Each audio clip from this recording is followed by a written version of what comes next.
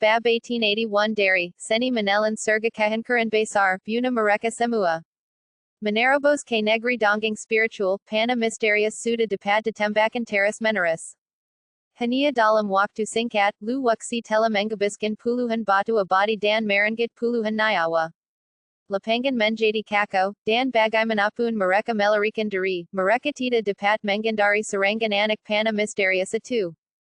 Sekali terkunci oleh kekuatan mental, ia akan seperti diri dalam daging dan dapat dibunuh meski berlari saja 10.000 meter. Hizi bertarung dengan gong shangming dan yang lainnya dengan senjata. Tidak ada gerakan khusus, hanya saling menghankarkan. Tetapi gong shangming dan anak buahnya terkena pukulan yang sangat keras sehingga mereka tidak mampu melawan. Karena gerakan gong shangming dan yang lainnya tidak berpengaruh pada hizi, pedang panjang itu menebas tubuh hizi dan mengeluarkan sembaran api. Monster macam apa ini? Para biksu yang menjepung hizi menangis. Tepat saat mereka hendak mundur, hizi teras maju dan tidak memberi mereka kesempatan untuk melarikan diri. Semuanya, pergilah dan bunuh lu waksi, monster itu akan runtuh dengan sendirinya. Gong shangming berteriak, meminta orang-orang di sekitar untuk menyerang lu waksi dengan seluruh kekuatan mereka, sementara mereka bertanggung jawab untuk menahan hizi. Semuanya, sering. Karena tidak ada jalan keluar, pana-pana misterius mengunci ke sekeliling dan siapa pun yang berani kabur akan dibunuh.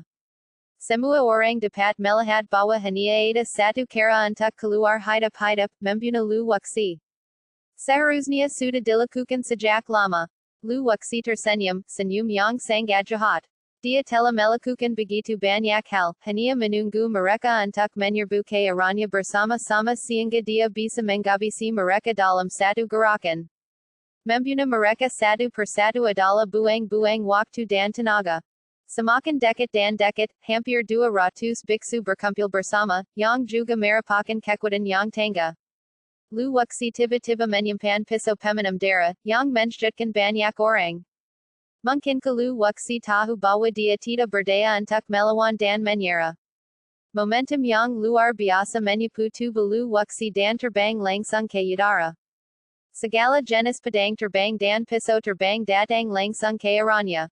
Tidak peduli bagaimana lu waksi menghindar, dia tidak dapat menghindari begitu banyak serangan.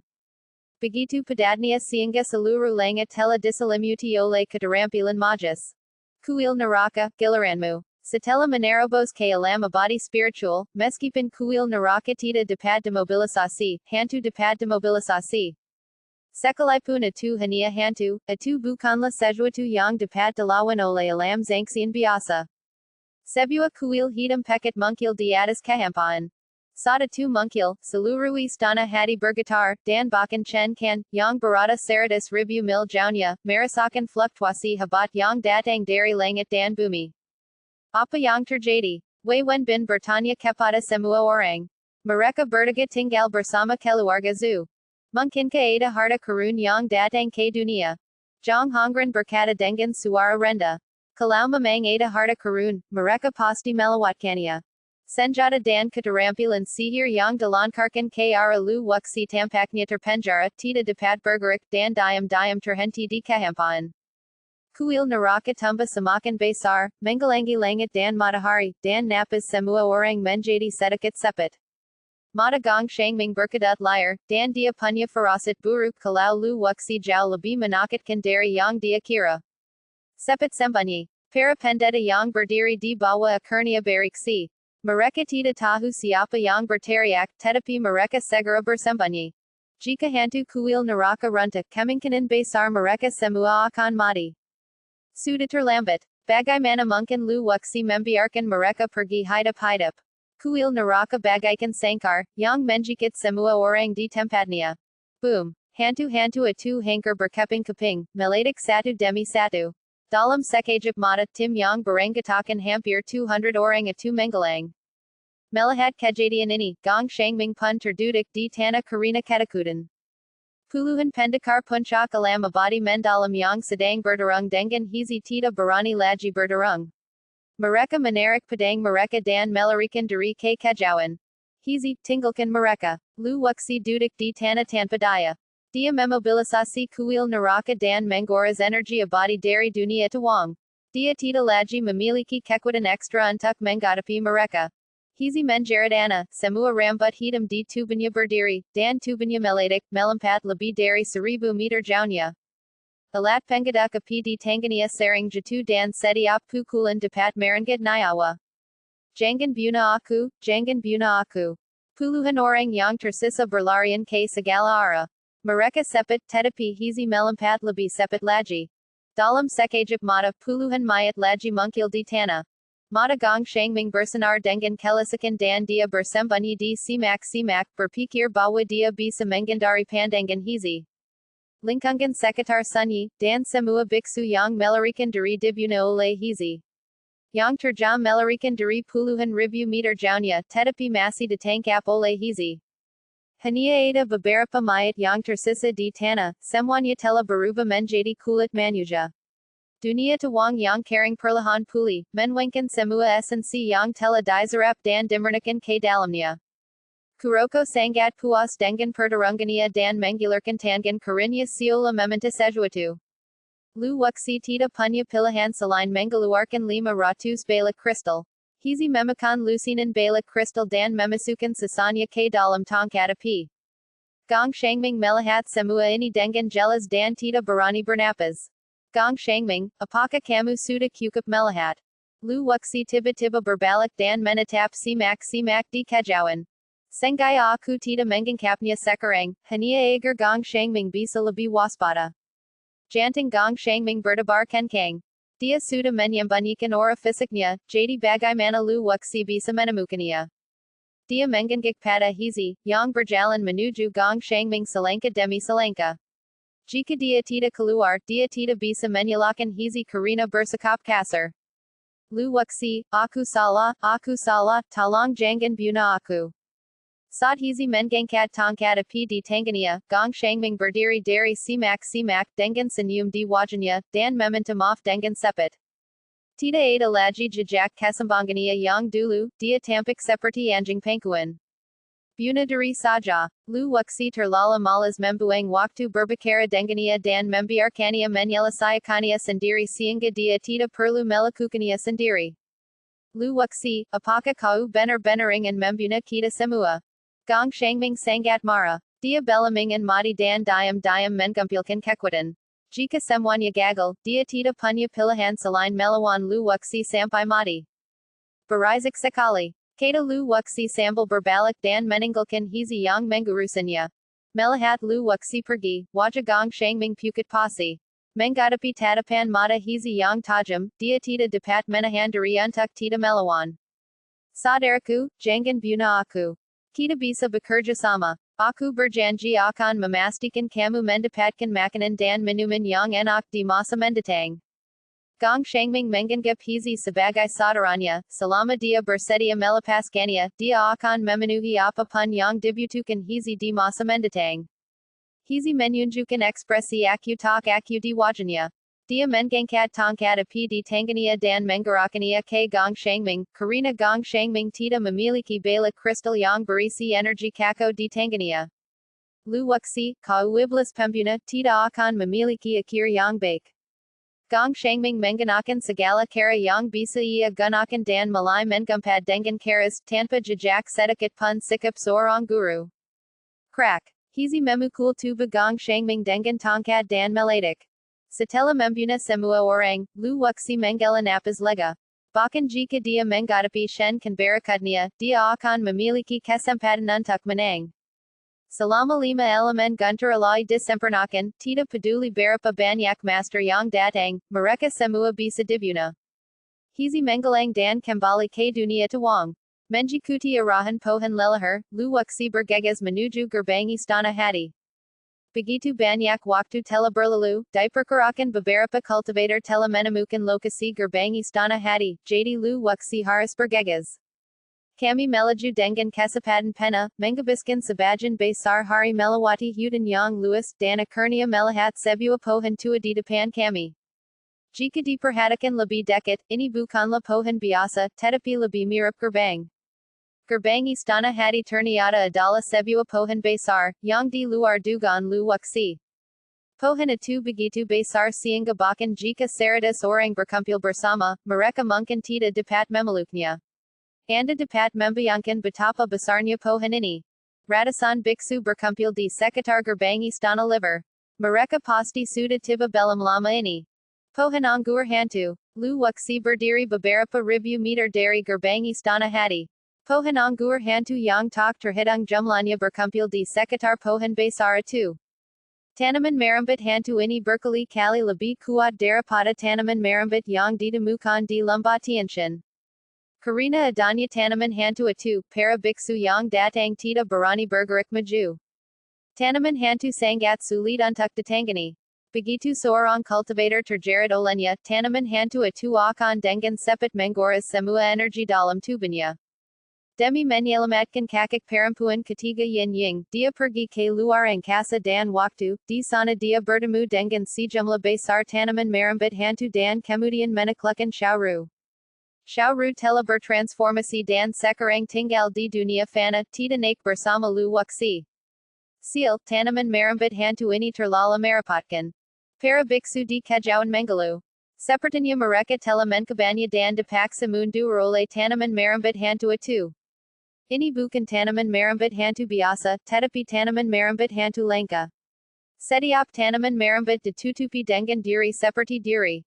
Jika Anda tergores olehnya, Anda akan diracuni, dan esensi Anda akan langsung dimakan. Mereka yang berada di puncak alam zangsian menggelengkan kepala dan bahkan tidak memiliki keberanian untuk mencoba. Sebagai perbandingan, Istana Limpa tidaklah sesulit itu. Lagi pula, masih ada peluang menang saat berhadapan dengan manusia batu. Dengan mata hantu yang digunakannya, dia bisa melihat segalanya dalam radius 1 kilometer. Dengan kemampuannya saat ini tidak akan menjadi masalah baginya untuk terbang ke sana. Kuncinya adalah tanaman merambit hantu ini sangat licik. Mereka tampak tergeletak di tanah, tetapi setiap tanaman merambit sangat panjang dan dapat tumbuh hingga ketinggian 10.000 meter. Terlebih lagi, tanaman merambit hantu ini saling terkait satu sama lain. Saat menyerang, tanaman merambit hantu bekerja sama satu sama lain, dan efektivitas tempur mereka beberapa kali lebih kuat daripada manusia batu itu. Lu Waksi mengurutkan kening, dan berencana untuk maju dan memasuki istana hadi sebelum Chen dan yang lainnya tiba. Jika banyak tim yang datang, akan sulit untuk masuk. Pada saat itu, dia tidak hanya harus menghadapi serangan gaji Teng, tetapi dia juga harus menghadapi penjaharan Chen dan lainnya. Hizi tidak bisa terbang, jadi jika dia jatuh ke tanaman merambit hantu, konsekuensinya bisa dibayangkan. Bahkan jika kulitnya keras, akan sulit baginya untuk melarikan diri dengan aman jika dia terbungkus oleh tanaman merambit hantu yang tak terhitung jumlahnya. Setelah mencari cukup lama, Ghosteyes menemukan bahwa tanaman merambit hantu ini tidak memiliki kakat. Tanaman merambit ini telah dipelihara selama bertahun-tahun dan telah menjambangkan kecerdasan spiritual. Tujuannya adalah untuk menjaga gerbang istana hadi. Tepat ketika Lu Waksi kebingungan, ia menemukan fenomena aneh, akar tanaman hantu itu tidak menembus ke dalam tanah, tetapi melayang di atas tanah. Ini juga merupakan karakteristik tanaman hantu. Tanaman hantu biasa dapat menjelajah dunia bawah tanah. Ke mana pun akarnya pergi, tanaman itu dapat menjalar ke sana. Tanaman hantu berbeda. Tanaman ini tidak perlu berakar di bawah tanah. Meskipun tidak dapat merambit melalui tanah, tanaman ini dapat tumbuh hingga ketinggian 10.000 meter, yang merupakan fitur yang tidak dimiliki tanaman hantu biasa. Dengan tindakan pencegahan yang tepat masih ada peluang besar untuk lolos. Tidak ada waktu yang terbuang. Lu Waksi harus bergegas karena banyak cultivator sudah berdatangan ke sini. Guimo menyampaikan informasi umpan balik kepada kitab suci surga, dan menyampilkan rute terbaik segera mungkin. Bab 1882 dari Seni Melahap Surga yang Hebat Ghost Levine. Setelah buku alai dao surgawi menyerap tianyanlu, kemampuan deduktifnya meningkat ratusan kali lipat. Hanya butuh beberapa napas untuk menyampilkan rute terbaik. Namun, tingkat keberhasilan rute ini hanya sekitar 50%. Jika Anda masuk dari tempat lain, peluangnya bahkan tidak 10%, apalagi 50%. Paluang 50% at 2 Basar, Padat Dakoba. Lu Wuxi, Panjaga Gerbang Istana Hadi, Bertekad Untuk Mendapat Kania, Dan Dia Haris Mengumpilkan Kalima Jenis Esensi Alai. Kesadaran Alai Memasuki Kitab Suki Surga, Membiasakan Dari Dengan Root Laji, Dan Membuat Tindakan Pensagahan Terhadap Segala Hal Yang Mungkin Terjadi. Sambal Menarik Napas Dalam, Lu Wuxi Berjalan Menuju Tepi Ghost Vine Selangka Demi Selangka. Tindakan Lu Wuxi Menarik Perhatian Banyak Orang, Dan Mereka Semua Memandangnya. Apa yang sedang dilakukan anak itu? Lu Wuxi berhasil mencapai alam abadi spiritual, tetapi banyak orang belum mengetahuinya. Mereka semua mengira dia masih berada di alam abadi sejati, jadi tentu saja mereka tidak dapat mengaitkannya dengannya. Orang lain yang tidak tahu tempatnya. Baru saja, beberapa orang, seperti Lu Wuxi, mengira mereka bisa melewati Ghost Vine. Tanpa kecuali, mereka semua dimakan oleh Ghost Vine, dan tidak ada jejak tubuh mereka yang tertinggal. Saudaraku, menurutmu siapakah monster Lu Wuxi ini? Begitu banyak harta karun yang jatuh ke tangannya. Banyak orang di kejauhan masih membicarakan Lu Wuxi. Mereka sudah lama berada di sini, tetapi mereka tidak mendapatkan apapun. Saat semua orang tengah berbicara, Lu Wuxi melesat keluar dan tubuhnya lenyap dari tempatnya dan terbang ke udara. Transformasi kecepatan alai yang keempat dari 9 transformasi menjadi semakin mahir, dan terbang beberapa ribu meter di udara bukanlah masalah sama sekali, karena ia mendapat dukungan dari energi abadi Taihuang yang kaya. Itu Lu Wuxi. Ketika orang Lu Wuxi tersapu keluar, semua orang akhirnya bereaksi, dan para cultivator yang berkumpul di kejauhan bergegas mendekat. Mereka masih terlambat satu langkah. Saat mereka tiba, Lu Wuxi sudah melarikan diri. Semua orang hanya bisa menyaksikan Lu Wuxi bergegas menuju tanaman merambat hantu. Jangan khawatir, Lu Wuxi pasti tidak akan bisa melewatinya. Di tepi pohon hantu, para pembudidaya itu tidak berani melangkah maju dan hanya bisa menyaksikan Lu Wuxi bergerak maju. Chen Kan, Zuli dan yang lainnya gagal menemukan Lu Wuxi, jadi mereka harus bergegas ke gerbang istana hati. Begitu saya memasuki tempat ini, saya mendengar 3 kata Lu Wuxi. Chen Kan bergegas maju dengan langkah cepat, menebas ke udara dengan pedang panjang di tangannya. Energi pedang yang tajam dapat menyerang orang saja 1000 meter. Semuanya, sering bersama dan paksa Lu Wuxi tumbang. Teriak Wen Bin, memanggil semua orang untuk menyerang bersama. Selama dia jatuh di Ghost Vine, dia pasti akan mati. Berbagai gerakan indah mungkil satu demi satu dan menyapu ke arah Lu Wuxi. Alasan mengapa Lu Wuxi memasuki gerbang istana hati lebih awal adalah karena dia khawatir akan hal ini, menunggu Chen Kan dan yang lainnya tiba dan merusak rencananya. Masih selangkah terlambat, Chen Kan dan yang lainnya sudah tiba. Sialan, Lu Wuxi sangat marah. Pisau peminum darah mungkil dan menebas dengan ganas, dan energi pedang Chen Kan terputus dalam satu serangan. Pada saat ini, tanaman merambat hantu yang tadinya mati suri di tanah, tiba-tiba merangkak naik dari tanah, bagaikan zombie yang bangkit kembali, merentangkan tentakel mereka yang panjang ke udara. Lu Wuxi berada di udara, dan tidak hanya harus menghadapi serangan Ghost Vine, tetapi juga harus waspada terhadap serangan diam-diam dari Chen Kan dan yang lainnya. Hizi tidak bisa banyak membantu sekarang. Dia tidak bisa terbang, dan jika dia keluar, dia akan jatuh ke dalam Ghost Vine. Dia tidak hanya tidak bisa membantu Lu Wuxi, tetapi dia juga akan melibatkannya.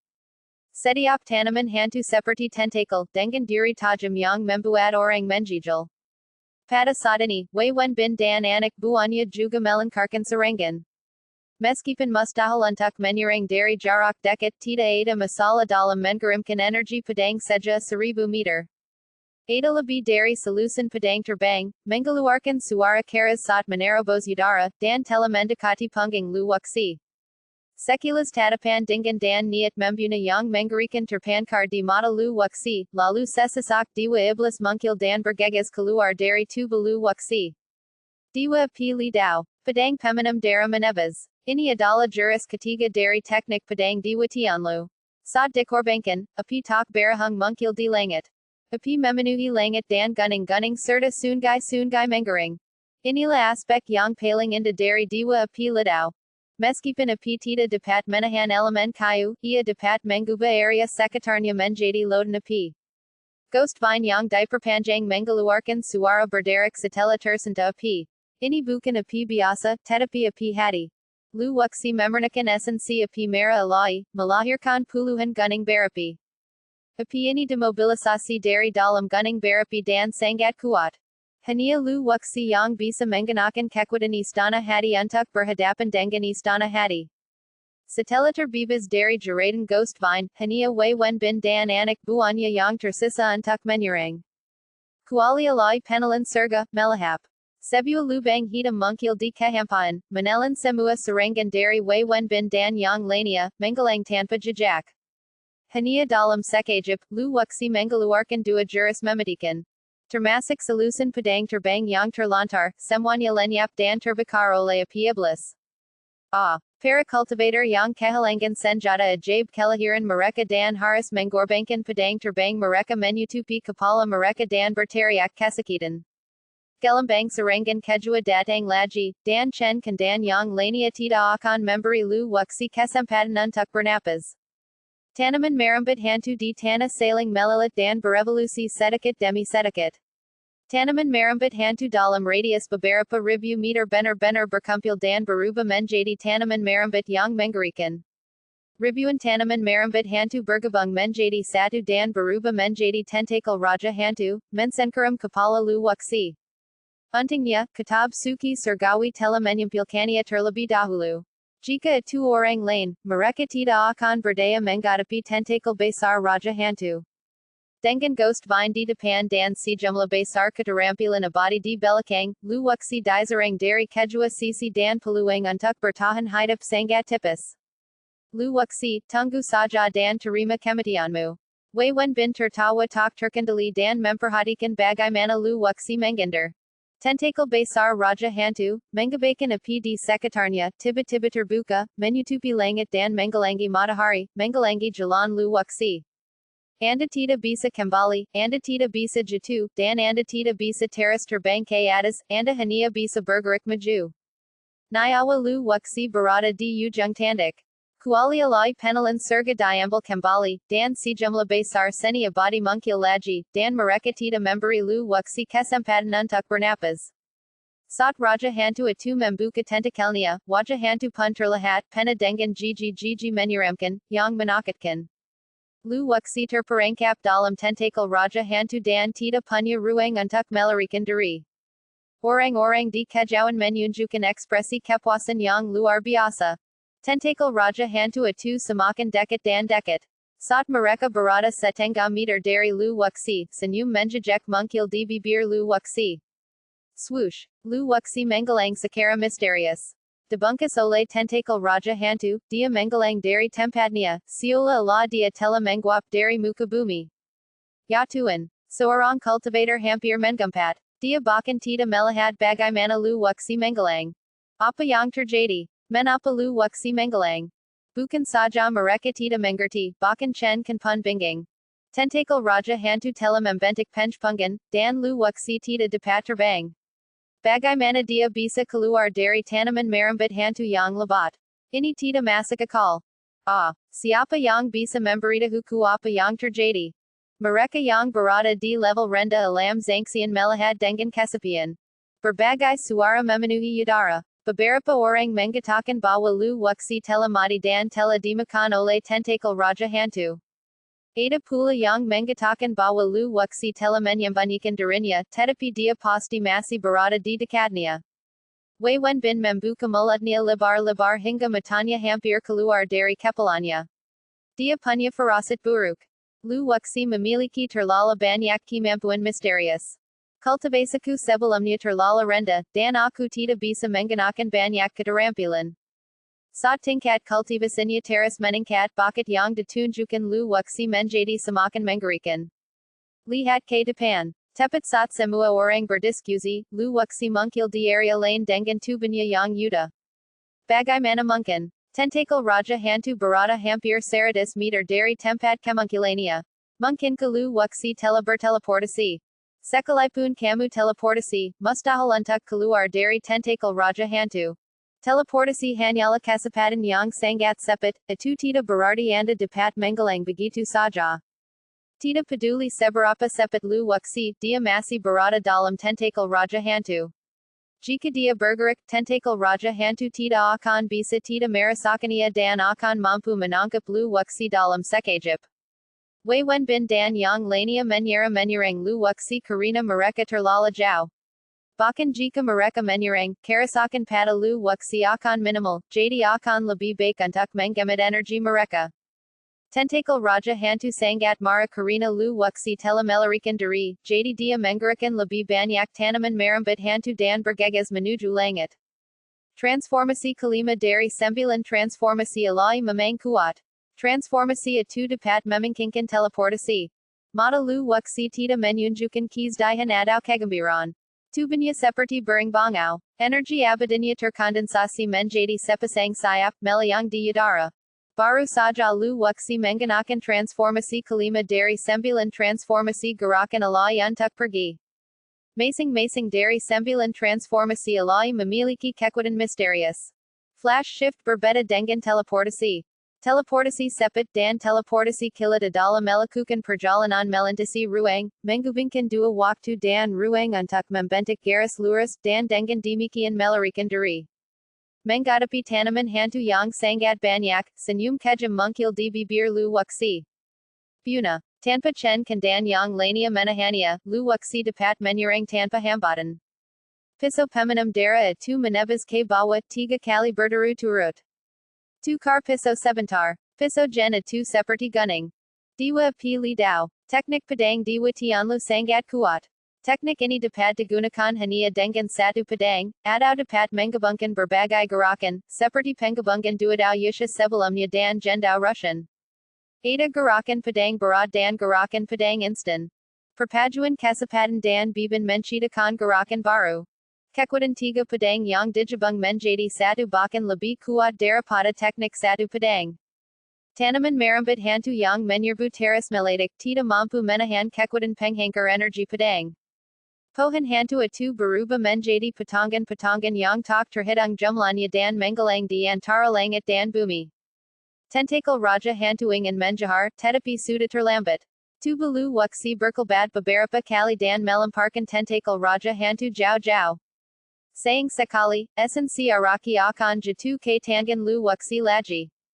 Banyak orang tampaknya telah meramalkan apa yang akan terjadi selanjutnya.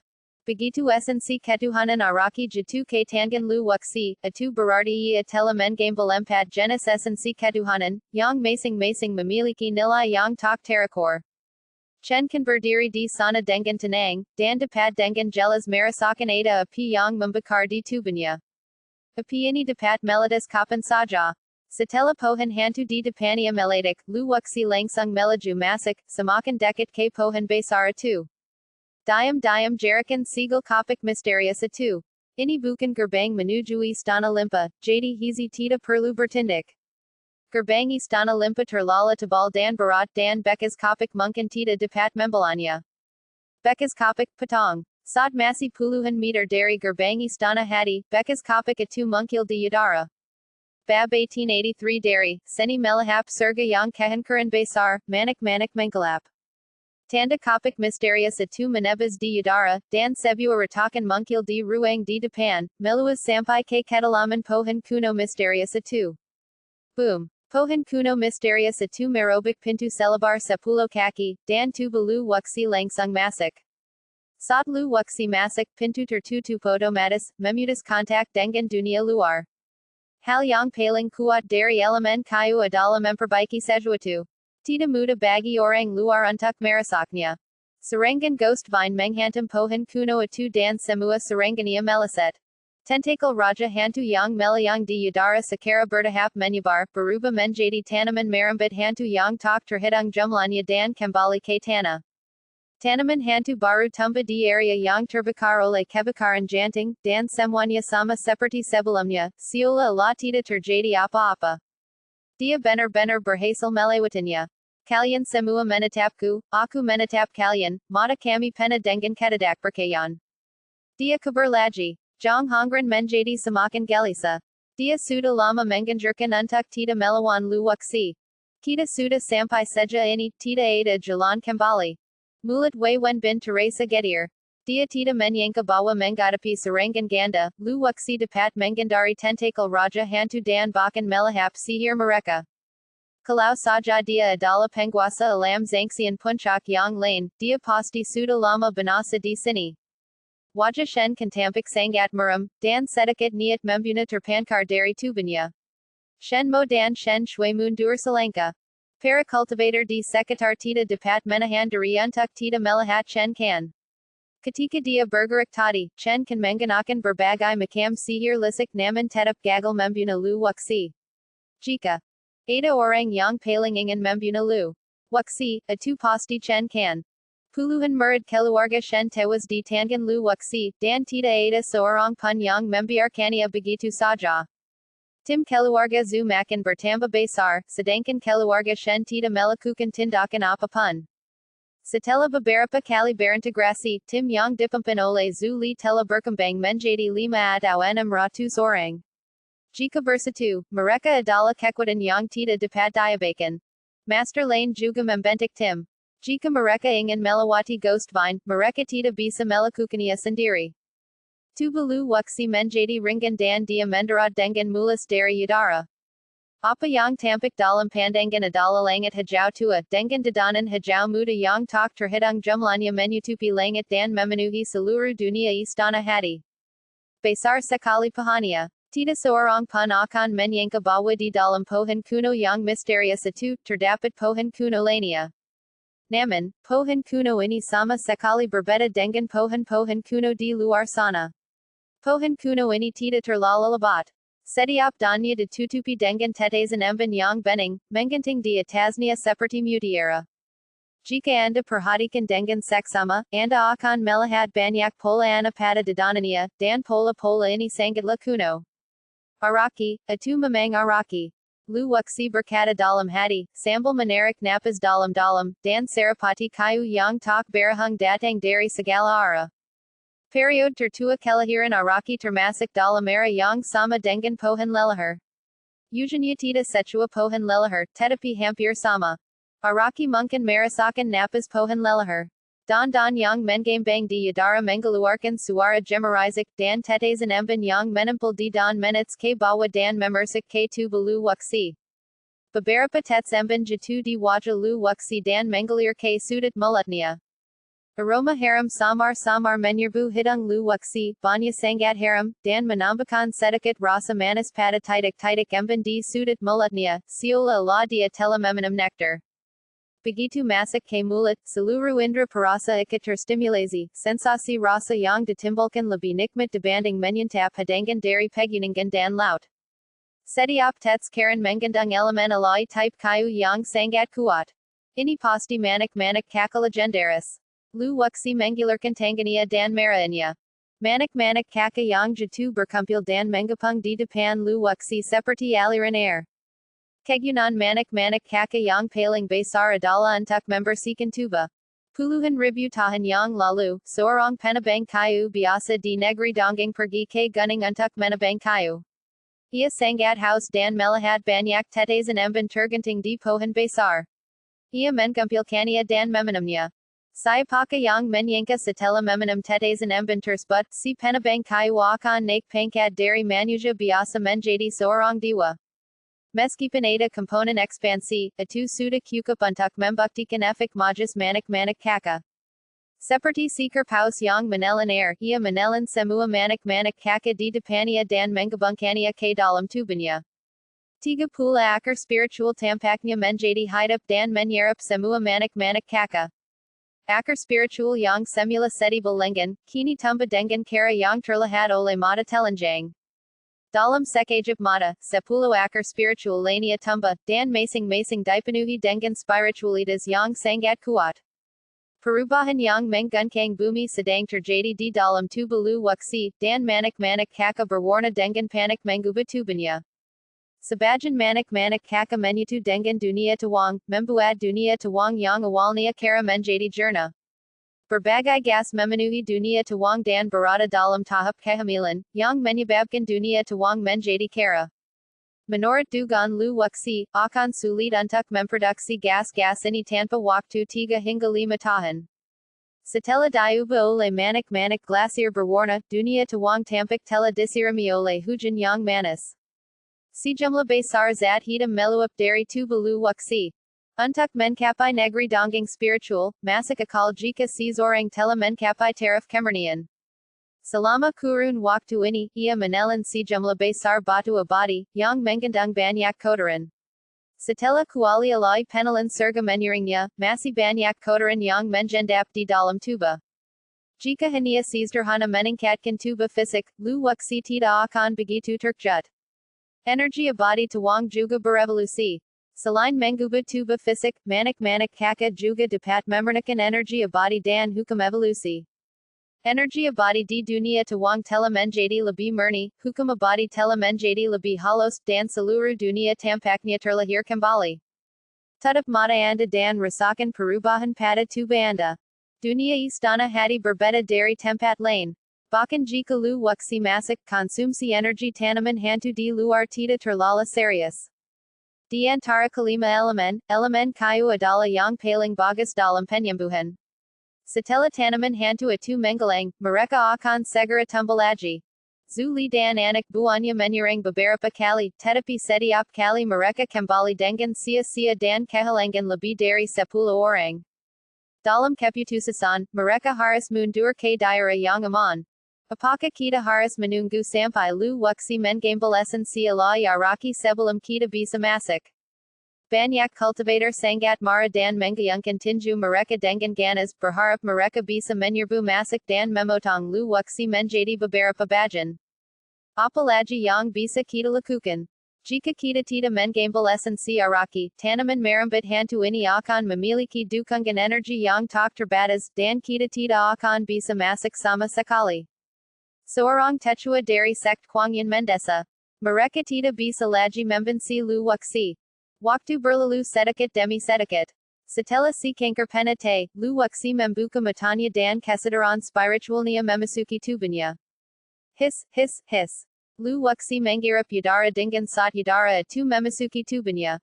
Bagian dalam tubuhnya bagaikan sermon, tanpa jejak kotoran sedikit pun. Jadi ini asal muasal manik-manik kakak berwarna. Lu Wuxi akhirnya mengerti arti dari manik-manik kakak berwarna, pikiran bagaikan sermon, tubuh bagaikan kakak berwarna. Manik-manik glasier berwarna tidak hanya mengubah tubuh Lu Wuxi, tetapi juga mengubah keadaan pikirannya, membuat seluruh tubuhnya lebih jernih. Tubuhnya bagaikan kaca, memancarkan kilau samar, dan Lu Wuxi merasa begitu nyaman hingga dia ingin menggerang. Darah yang mengalir dalam tubuh seperti karen bening, mengalir melalui urat dan vena. Bukan darahnya yang menjadi bening, melainkan semua kotoran dalam darah yang dibersihkan. Pohon leluhur dipelihara oleh manik-manik kakak berwarna dan menjadi lebih subur. Air di alam tuang menjadi lebih jernih, pepohonan menjadi lebih rimbun, laut menjadi lebih biru, gunung-gunung menjadi lebih jernih, dan jaharan gunung menjadi lebih megah. Ketika kesadaran spiritualnya memasuki lautan jiwa, Lu Wuxi kembali terkejut. Selain mengubah tubuh fisiknya, manik-manik kakak juga menjembangkan lautan jiwanya. Sebuah lingkaran cahaya samar terpancar dari kitab suci surga, yang terus menerus beriak ke segala arah bagaikan air pasang. Ada beberapa noda hitam pada jiwa, tetapi setelah dibaptis dengan manik-manik kakak, semua noda itu hilang. Selain itu, ada kekuatan jiwa Lu Wuxi. Jiwa sebenarnya adalah hal yang paling kotor di dunia. Lu Wuxi melakukan segala sesuatunya sesuai dengan hatinya dan hanya ingin memiliki hati nurani yang bersih, tetapi dia tidak berani mengatakan bahwa dia memiliki jiwa yang paling murni di dunia. Manik-manik glasier berwarna membersihkan lautan jiwanya, dan jiwanya pun menyeblim, seolah Allah telah menyentuh langit. Itu adalah perasaan yang misterius. Berikutnya adalah istana Nuan. Kekuatan mentalnya menjadi jauh lebih murni, termasuk dinding kristal istana Nuan. Ada lebih banyak garis di sana, membuat dinding kristal lebih kokoh. Dari tubuh hingga dunia tuang, hingga jiwa dan roh, bahkan rambut Lu Wuxi, semuanya telah ditempa. Saluru orang atu seperti terlahir kembali dalam darah. Dia menggembuskan napas udara busuk, lalu sebuah siklon muncul di depannya. Menggembuskan napas dan membentuk spiral, ini seharusnya menjadi metode yang hanya tersedia di alam abadi emas. Ada pandangan ana di mata lu waksi. Tubuh fisiknya benar-benar telah meningkat pesat. Dari sudut pandang alam, tubuh fisiknya sudah sebanding dengan alam abadi mendalam. Saat menghadapi cultivator alam zangsian tingkat rendah, dia dapat meledakan mereka hanya dengan satu pukulan mengandalkan kekuatan fisiknya. Dia menggalikan pandangannya dan menetap araki. Esensi araki belum diambil. Sebagian besar manik-manik kaki di araki dizerap oleh lu waksi, dan kelahiran berikutnya akan terjadi bertahan-tahan kemudian. Mata hantu digunakan untuk masuk jauh ke dalam hutan liar. Lokasi esensi araki dengan cepat terkunci. Lu waksi tidak berniat menghangkarkan hutan tandus itu. Dia langsung memanggil pohon leluhur dan memasuki kedalaman hutan tandus itu, menyerap esensi dari hutan tandus itu dan menerobos ke tingkat kedua kebatian spiritual di sini. Pohon leluhur menerima panggilan lu waksi, dan tentakel besar muncul jauh di dalamnya. Sebuah pemandangan yang indah muncul. Araki tidak melawan. Kabang-kabang yang tak terhitung jumlahnya menjulur dan secara aktif terjalan dengan pohon leluhur. Seperti dua kekasih yang lembut terjerat satu sama lain, cinta tidak terbatas pada manusia. Kabang-kabang itu melilit perlahan, dan pohon leluhur memasuki tubuh araki, masuk makin dalam, hampir menyentuh hakikat araki. Lu waksi duduk bersila dan meminta hizi untuk keluar dan berjaga di sisinya. Jika ada bahaya, biarkan hizi menyelesaikannya. Pertarungan di luar semakin sengit, tetapi Zuli tidak menyerah dan menyerang beberapa kali lagi. Kekuatan ghost vine melemah drastis, dan mereka hanya maju beberapa puluh meter. Mereka segera dipaksa mundur oleh tentakel raja hantu dan menderita banyak korban, termasuk beberapa murid keluarga Zu. Kabang-kabang pohon leluhur bersatu dengan serapati araki, dan serapati kayu yang melonyak mengalir melalui kabang-kabang pohon leluhur ke dunia Taihuang. Energi abadi yang menjuntai di sekitarnya mengalir ke tubuh lu waksi seperti air pasang. Ribuan blok kristal muncul, dan mata hizi bersinar. Dengan kristal ini, dia tidak perlu lagi khawatir tentang makanan dan minuman. Pohon kuno misterius di luar mulai bergoyang, menyerap energi abadi di seluruh istana hati, memindahkannya ke pohon-pohon liar, dan akhirnya memenuhi lu waksi.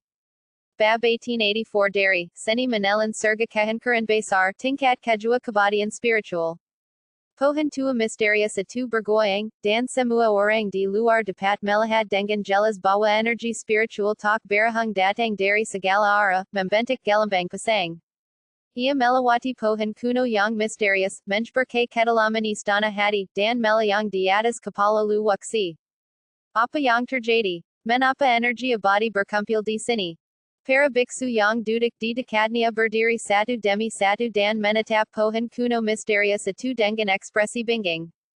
Lu waksi menyerap esensi araki dan menggunakannya untuk menerobos alam.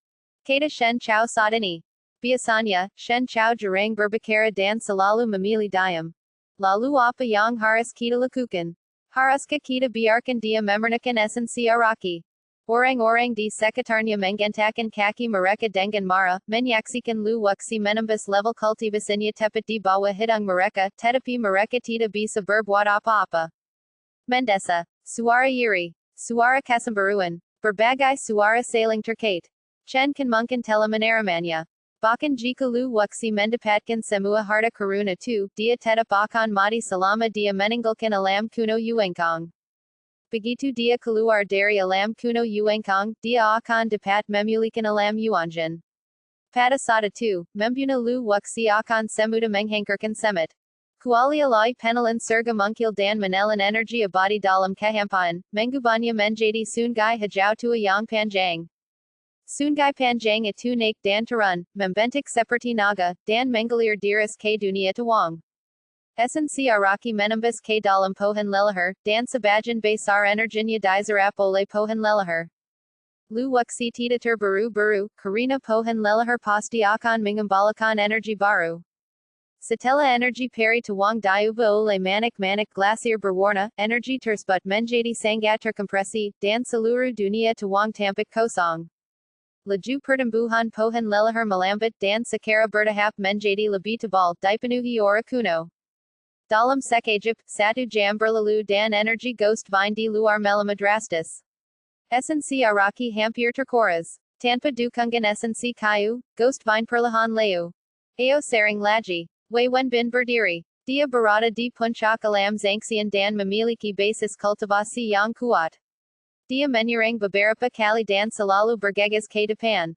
Sejumlah besar biksu berdiri bersama, memegang senjata, dan maju ke depan lebih dari 100 meter dengan kekuatan menyapu.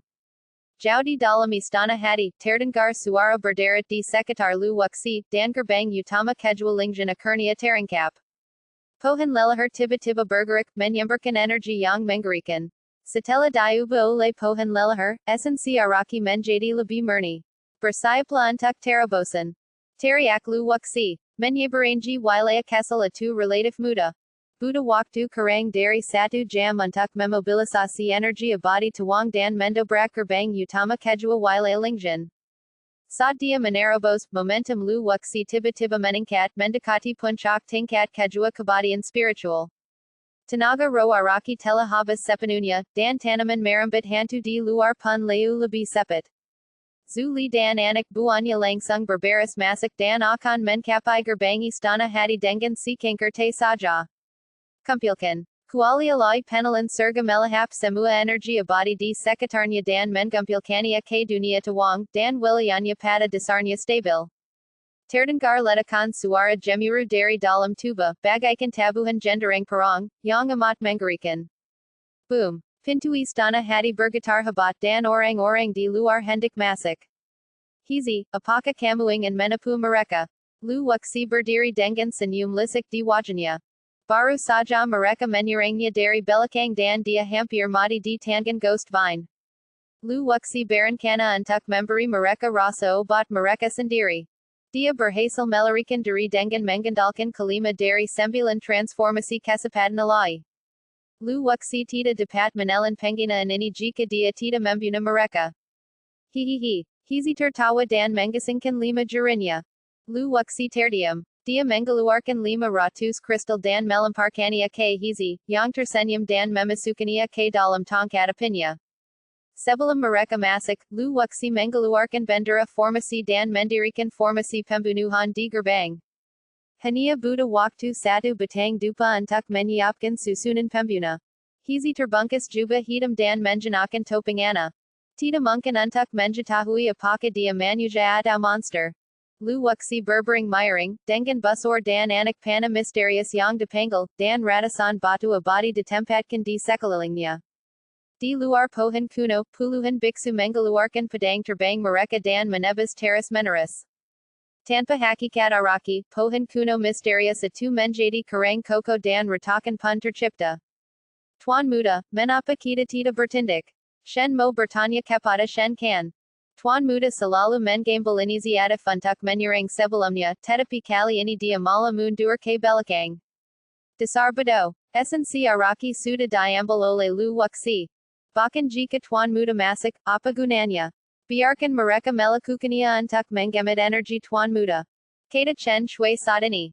Sebelumnya, Chen kan tidak sabar untuk mengambil tindakan, karena Luwaksi telah masuk dan dia tidak yakin apakah dia telah mengambilnya atau belum.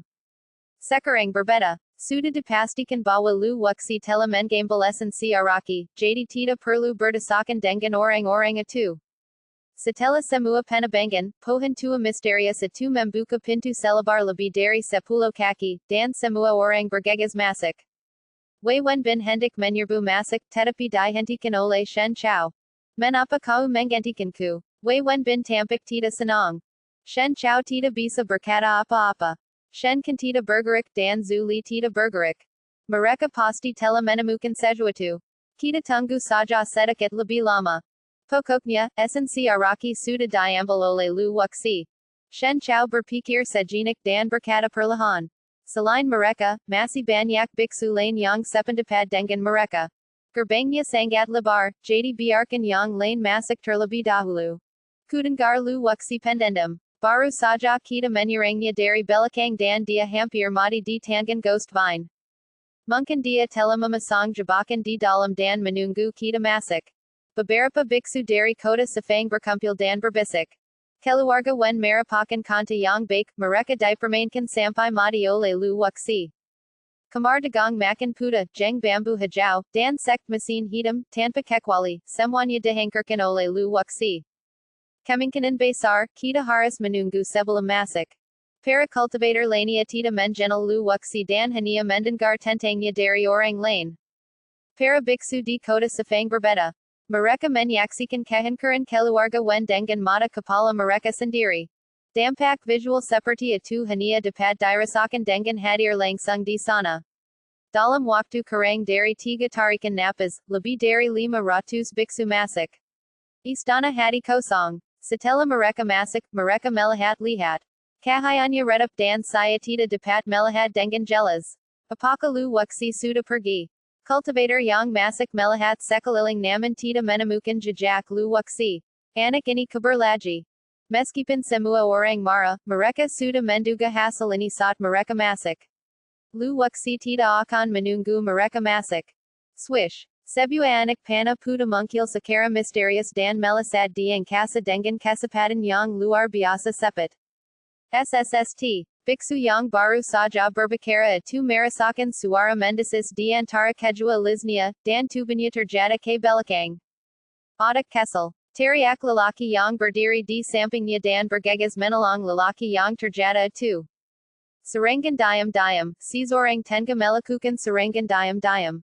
Para cultivator ini tidak tahu bahwa lu wuxi memiliki artefak klantian gong, dan mereka yang mengetahuinya sudah tewas. Panah misterius selalu efektif dan paling kokok untuk serangan diam-diam. Lu wuxi menggunakan api ajaib untuk membungkus anak panah tersebut membuatnya senyap dan efektif, dan itu sudah pasti merupakan senjata yang ampuh untuk serangan diam-diam. Pembunuhan teras berlanjut dan beberapa orang lainnya jatuh ke tanah dan meninggal secara misterius. Kita telah jatuh ke dalam perangkap. Baru pada saat inilah semua orang menyadari bahwa mereka telah jatuh ke dalam perangkap. Lu wuxi telah menyiapkan penyergapan di sini. Lu wuxi pasti bersembunyi di dekat sini. Ayo kita bergegas dan membunuhnya. Para cultivator yang masih hidup bergegas ke sana.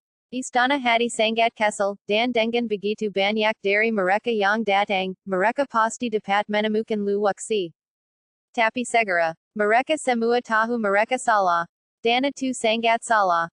Mereka terjebak dalam rangkaian pembunuhan yang mengerikan dan tidak bisa keluar sama sekali. Mundur, ayo cepat mundur. Karena mereka tidak bisa masuk dengan cepat, mereka harus mundur melalui gerbang dan menunggu yang lain masuk dan menghancurkan formasi.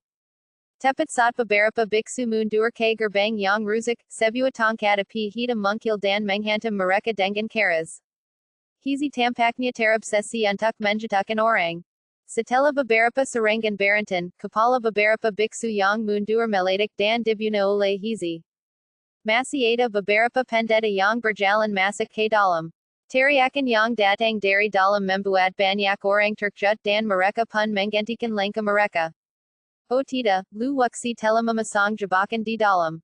Cultivator yang hendak masuk itu mundur 100 meter jauhnya, dengan ketakutan yang masih ada di wajahnya. Untungnya, mereka tidak masuk lebih dulu.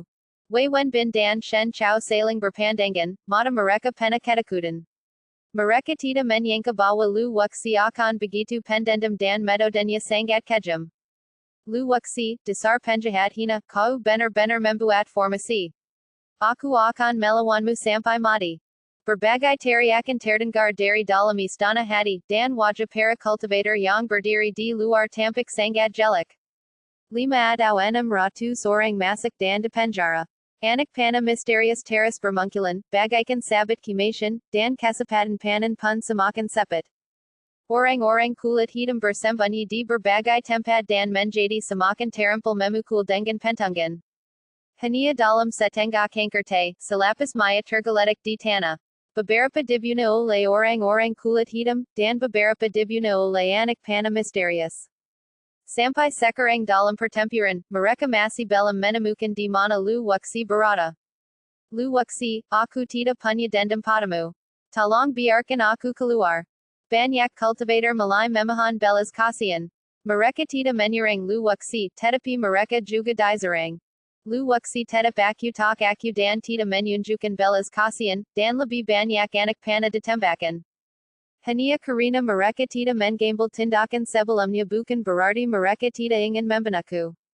Tidak ada kesempatan. Begitu mereka mendapat kesempatan, mereka pasti akan membunuhnya dengan segala cara dan merampas harta karunnya. Lu wuxi ingin menggantikan semua krisis sejak awal.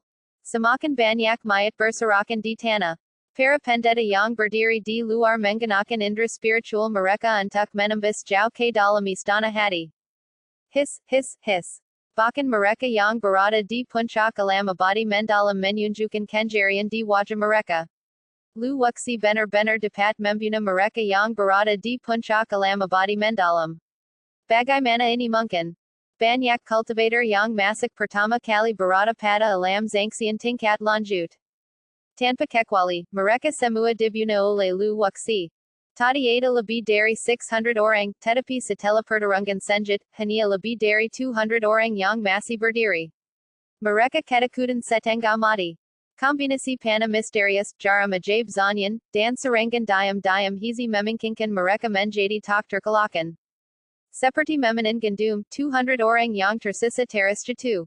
Berbagai kutukan datang sila berganti, mengma di sintero istana hati. Lu wuxi, kau iblis, kau tidak akan mati dengan menyedihkan. Seorang cultivator tidak dapat menghindar dan perisai pertahanannya dihantarkan oleh jarum alai zanyan, dan sebuah anak panah misterius menembus lautan jiwanya. Hizi, bunuh mereka semua. Lu wuxi menyimpan anak panahnya. Setelah membunuh begitu banyak orang, kekuatan mentalnya hampir habis. Dia menyerahkan sisanya kepada Hizi. Setelah menerima perintah, Hizi tiba-tiba muncul dari kegelapan, membuat semua orang ketakutan. Semua orang di luar mundur jauh, dan indera spiritual mereka hanya dapat mendeteksi tepian portal, jadi mereka tidak tahu apa yang terjadi di dalam. Bab 1885 Raksasa Air. Para penggemar buku sedang membaca. Orang-orang yang tersisa sudah ketakutan setengah mati.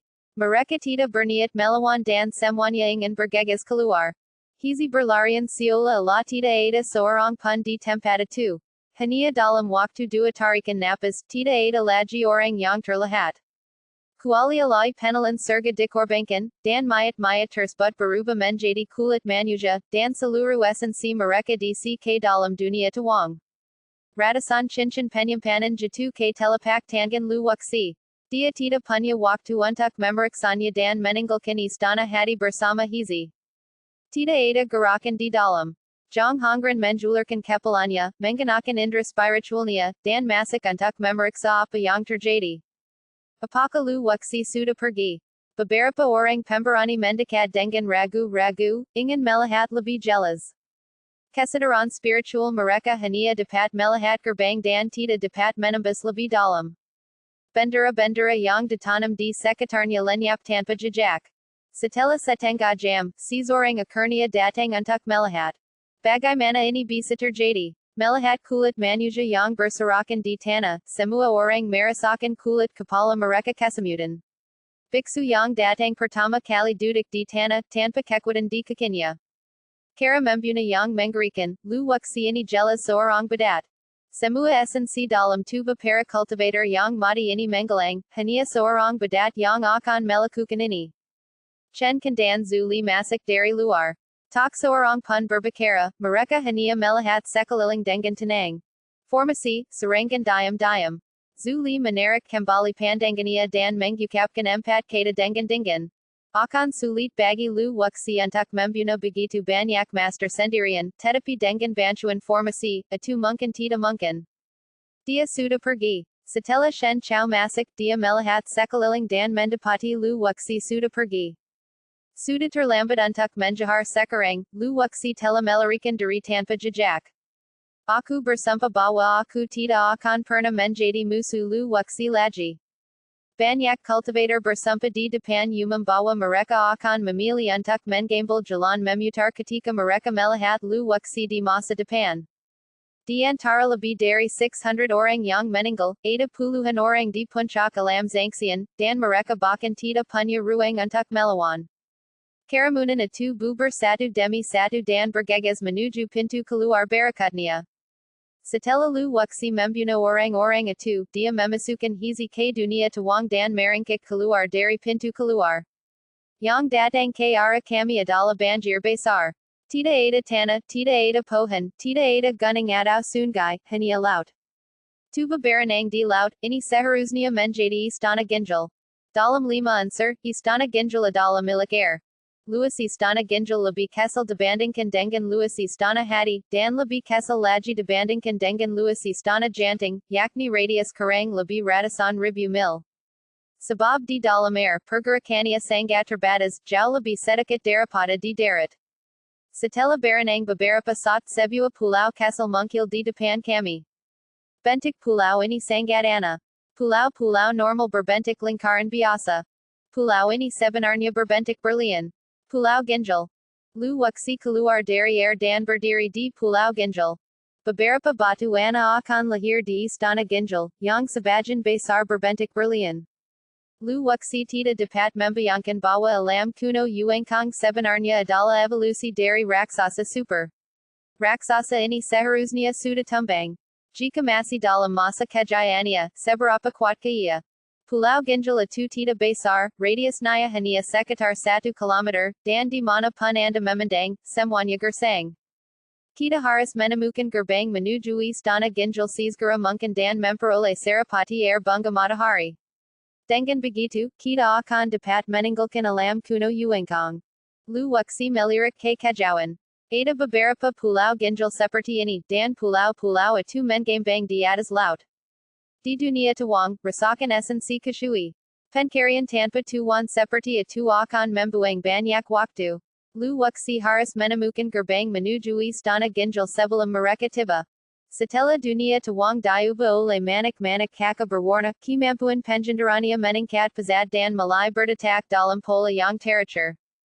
Tatapan mata lu waksi dengan cepat tertuju ke bagian belakang kiri, ia memobilisasi energi abadi Taihuang, dan melakukan transformasi keempat dari 9 transformasi alai.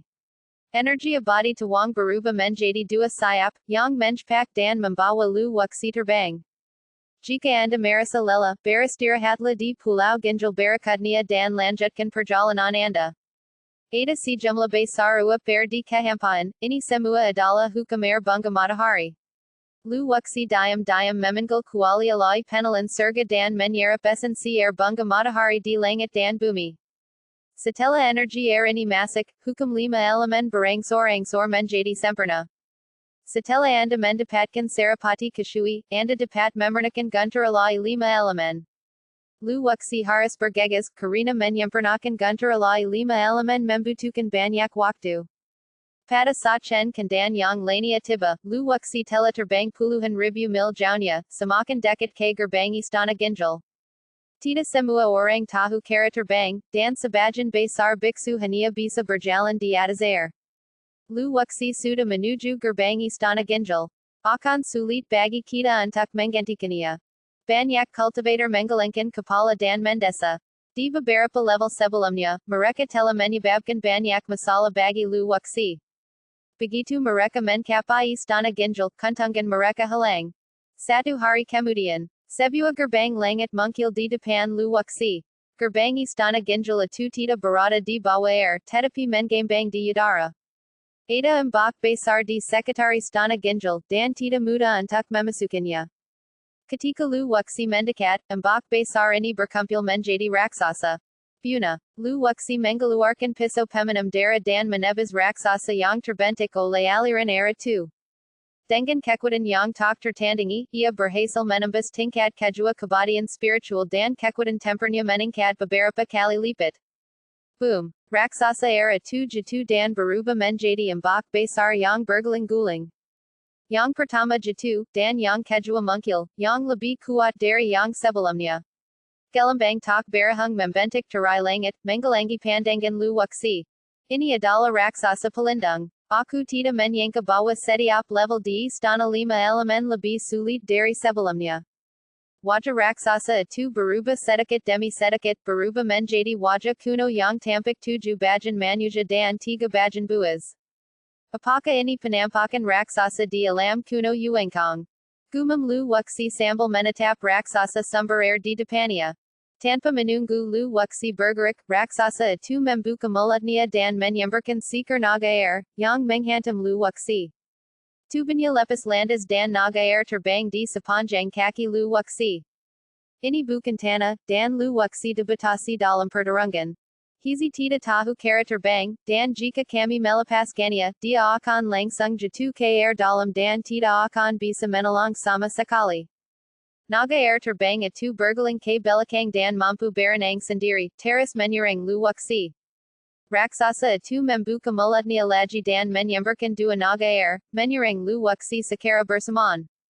Di bawah serangan 3 naga air, lu wuxi jatuh ke dalam situasi pasif. Sangat sulit bagi satu orang untuk menghadapi 3 naga air. Kuali alai penelan surga telan. Lu wuxi tidak punya cara untuk menghindarinya, jadi dia memanggil kuali alai penelan surga dan menelan naga air ke dalamnya. Boom! Setelah naga air itu masuk, terdengar suara yang memekakan telinga, dan retakan kesal muncul di kuali alai penelan surga. Kekuatan tumbukan naga air ini terlalu kuat. Setelah menghankarkan 3 naga air, lu wuxi langsung maju dan menyerbu ke arah raksasa air. Pada saat lu wuxi bergegas keluar, kekuatan yang mengerikan menyambar keluar dari bawah kakinya, dan sebuah tangan besar muncul dari bawah air.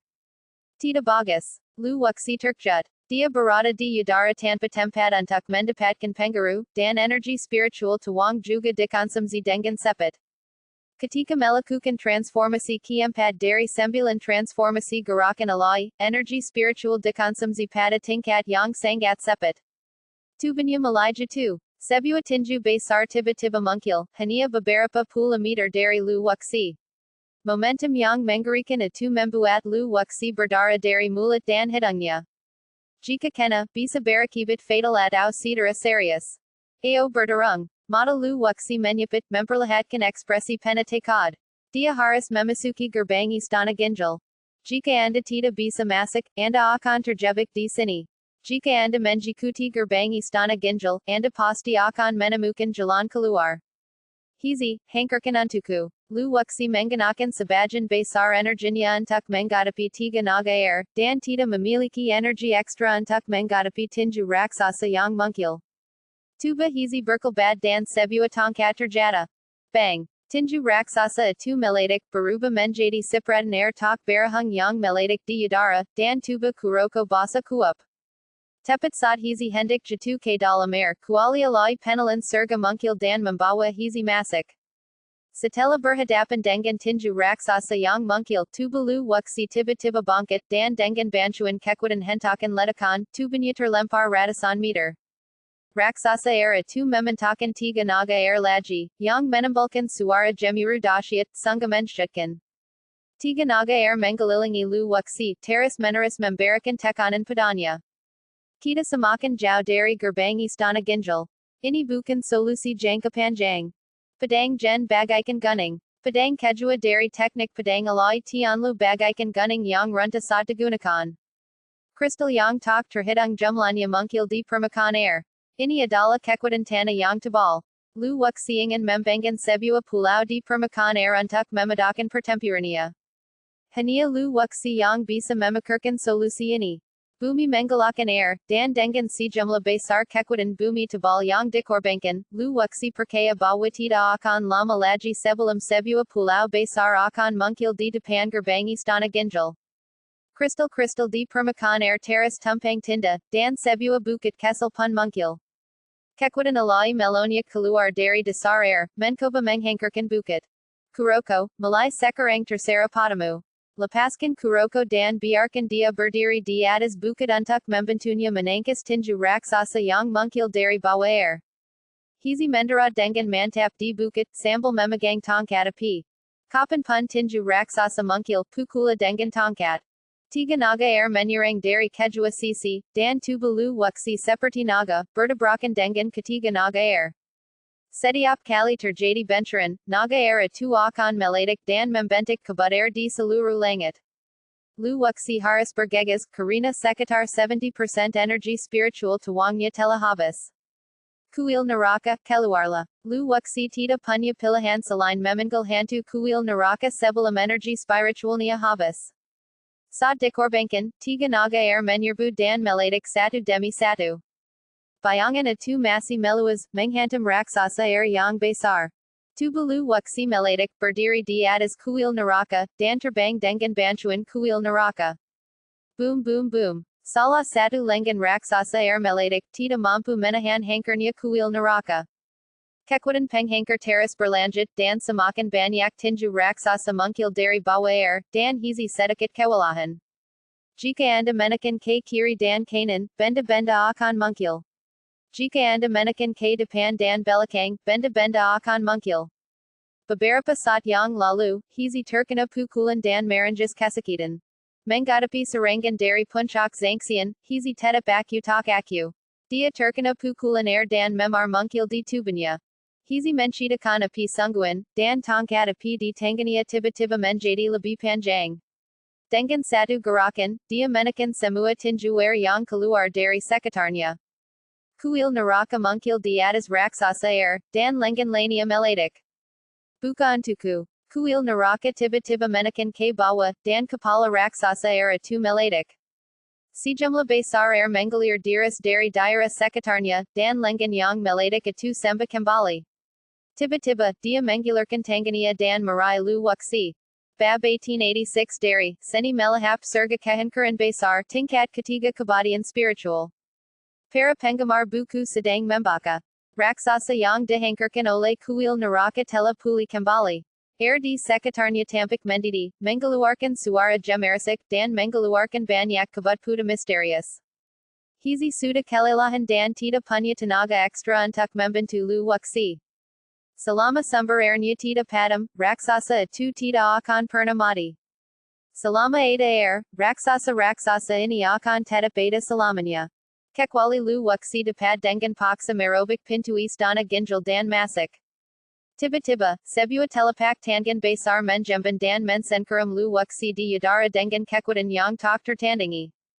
Mengabaikan himpitan kuil neraka, raksasa air itu terlalu menakutkan, dan kekuatannya sebanding dengan alam yuanjin biasa. Durasi hantu kuil neraka terbatas, jadi Lu wuxi harus bertarung dengan cepat dan tegas. Energi abadi di dunia Taihuang terus menerus dikonsumsi. Baru saja, energi itu memurnikan lebih dari 600 orang di kedalaman istana hati dan menjemban menjadi sejumlah besar karen, yang belum sepenuhnya diserap Lu wuxi. Semua itu disalurkan ke dunia Taihuang, dan energi abadi yang terkuras dipulihkan dengan cara yang terlihat oleh mata telanjang. Diberi makan oleh energi abadi, bayangan kuil neraka menjadi lebih nyata. Si naga berkelana di angkasa. Tubalu wuxi bagaikan naga suki. Dengan bantuan kuil neraka, ia tiba-tiba melesat. Energi abadi menepang tubuhnya dan bergerak melalui air. Tinju dewa abadi. Inilah alam kuno Yuengkong. Lu wuxi tidak perlu khawatir napasnya bokor dan dapat memobilisasi kekuatan kebatian. Dia meninju tinju besar yang memiliki pinggangnya. Boom. Tinju air itu terhempas oleh pukulan Lu wuxi, aliran air yang tak berhang jatuh ke bawah, dan Lu wuxi berubah menjadi seekor ayam yang tenggelam. Setelah menghancurkan tinju air, dia langsung menyerang, menggunakan kuil neraka untuk menekan raksasa air, sementara dia bergegas menuju gerbang istana ginjal. Hizi, mundur. Sebuah lubang hitam muncul di permukaan air dan hizi langsung melompat ke dalamnya. Sudah terlambat untuk mundur. Tinju air yang tak terhitung jumlahnya muncul dari bawah air, dan hizi tidak dapat mengatasinya sendirian. Pukulan air ini tidak dapat melukai hizi, tetapi dapat membuatnya berteriak. Tanpa penindasan raksasa air, Lu wuxi langsung melaju dan muncul dalam jarak 100 meter dari istana ginjal. Pisau house darah dan tanda kopik misterius muncul pada saat yang sama. Patong. Kecepatan tanda kopik misterius itu luar biasa cepat 2 kali lebih cepat dari tanda pedang. Letakon. Ratakan yang tok terhidang jumlanya mungkil di gerbang istana ginjal, dan tanda kopik misterius itu gagal memotongnya. Pada saat tanda kopik misterius itu ditebus, piso dui menutu dengan piso gen seperti gunung dalam sekejap, dan dua kekuatan yang berbeda saling terkait untuk membentuk piso yang menjutkan. Dengan kesempatan kilat dia menebus ke bawah dari udara. Energi pedang yang tok tertandingi seperti galaksi yang jatuh dari langit. Lu Wuxi tidak berani menyembunyikan kemampuannya dan menggerakkan semua energi spiritual yang telah dipulihkan dari dunia Taihuang. Jika dia gagal membuka pintu istana ginjal, tubuhnya akan jatuh dengan cepat. Bisa dibayangkan akibatnya kalau terjadi KR, hancur berkeping-keping oleh tinju era itu. Dia bukan orang kulit hitam dan tidak memiliki tubuh yang menyimpang. Kuil neraka berangsur-angsur menjadi kabur dan kekuatannya hampir habis. Ridik. Pintu istana ginjal hancur, dan pekahan yang tok terhidang jumlahnya jatuh. Memanfaatkan momen retakan, Lu Wuxi berubah menjadi meteor dan menjebur pintu istana ginjal. Akibat tabrakan tersebut menimbulkan riak-riak yang mengguncang seluruh dunia istana ginjal. Sejumlah besar biksu tengah berjalan di air. Tiba-tiba, riak-riak air mungkil, yang mengguncang mereka keluar dari air dan menyapu mereka ke permukaan. Apa yang terjadi? Gelambang kejut yang dahsyat. Para pendeta yang mungkil saling memandang, semuanya bingung. Mungkin Lu Wuxi yang telah membuka pintu istana ginjal. Semua orang menjadi mati rasa dan tidak dapat memikirkan orang lain kecuali dia. Semua orang mengikuti arah riak air dan dengan cepat bergegas menuju gerbang istana ginjal. Pada saat kritis, Lu Wuxi berhasil masuk melalui celah di belakang pintu istana ginjal. Dalam sekejap setelah masuk, retakan itu dengan cepat tertutup, hanya menyisakan retakan rapat yang menempel pada pintu istana ginjal, seolah memberitahu dunia bahwa pertempuran brutal baru saja terjadi di sini. Saat Anda memasuki istana ginjal, yang menyambut Anda bukanlah aliran air, melainkan objek mirip ubor-ubor yang menggembang di langit. Esensi air bunga matahari. Lu Wuxi berkata pada dirinya sendiri, dengan sudut mulutnya sedikit terangkat. Esensi air bunga matahari ini satu tingkat lebih tinggi dari sumsum air bunga matahari. Mengandung energi air yang sangat kuat, yang setelah disempurnakan dapat membantu Lu Wuxi menerobos ke tingkat ketiga kebatian spiritual. Yang paling penting adalah Lu Wuxi telah mengumpulkan 5 jenis elemen alai dan dapat mulai memurnikan guntur alai 5 elemen. Esensi air bunga matahari yang transparan berada tepat di depannya, tetapi Lu Wuxi tidak berani mengambilnya secara langsung. Karena Saripati air bunga matahari telah memelihara jejak spiritualitas, jika diambil secara paksa, mungkin akan mendapat serangan balik.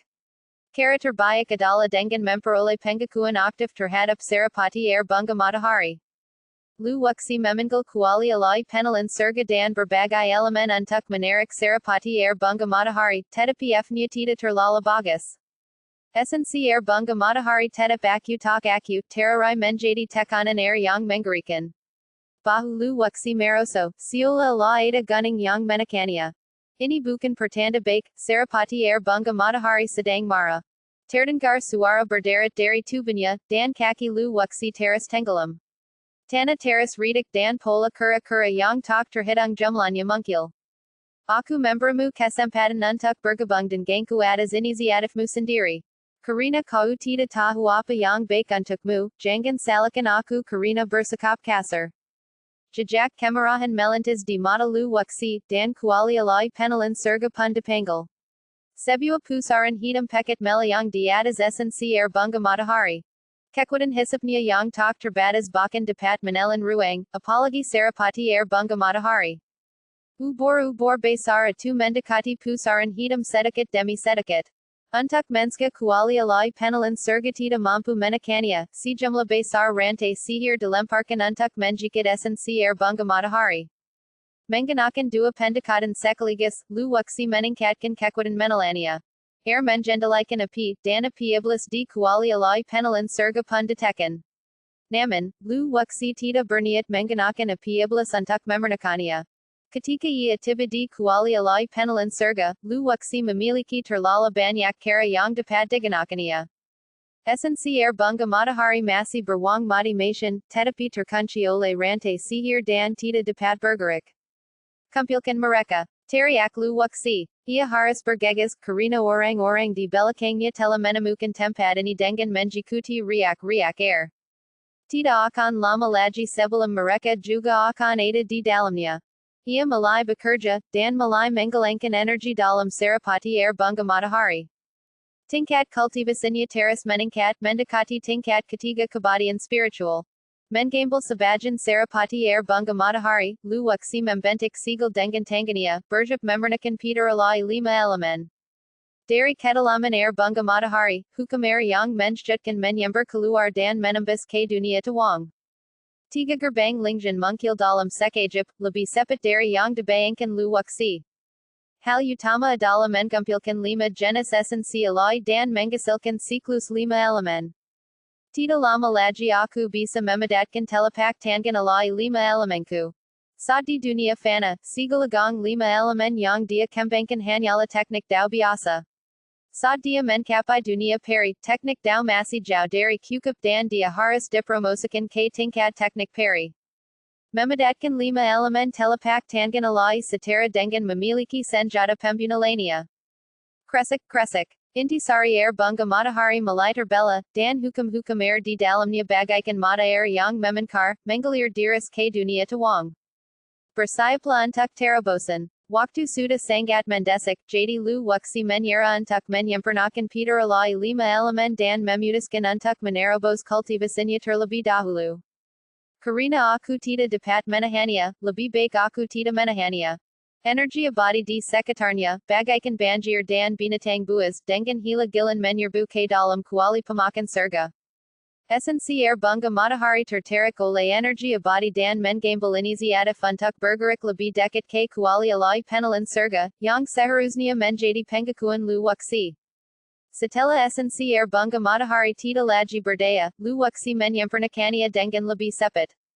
Dia mengeluarkan segel kopak misterius dan menebas dengan ganas ke arah gerbang tiga lingjan. Ridik. Tiga gerbang utama lingjan hankar berkeping-keping. Pada saat terobosan, dunia Taihuang berkembang pesat dan energi peri meningkat sekitar sepertiga. Puncak yang menjulang tinggi itu bahkan lebih mega dan spektakuler. Masuklah semuanya. Setelah menerobos ke tingkat ketiga dari spirit immortal, basis kultivasinya meningkat pesat dan heaven swallowing divine cauldron juga berevolusi bersamanya, dan kemampuan melahapnya pun meningkat pesat. Telan seluruh Saripati Air Bunga Matahari.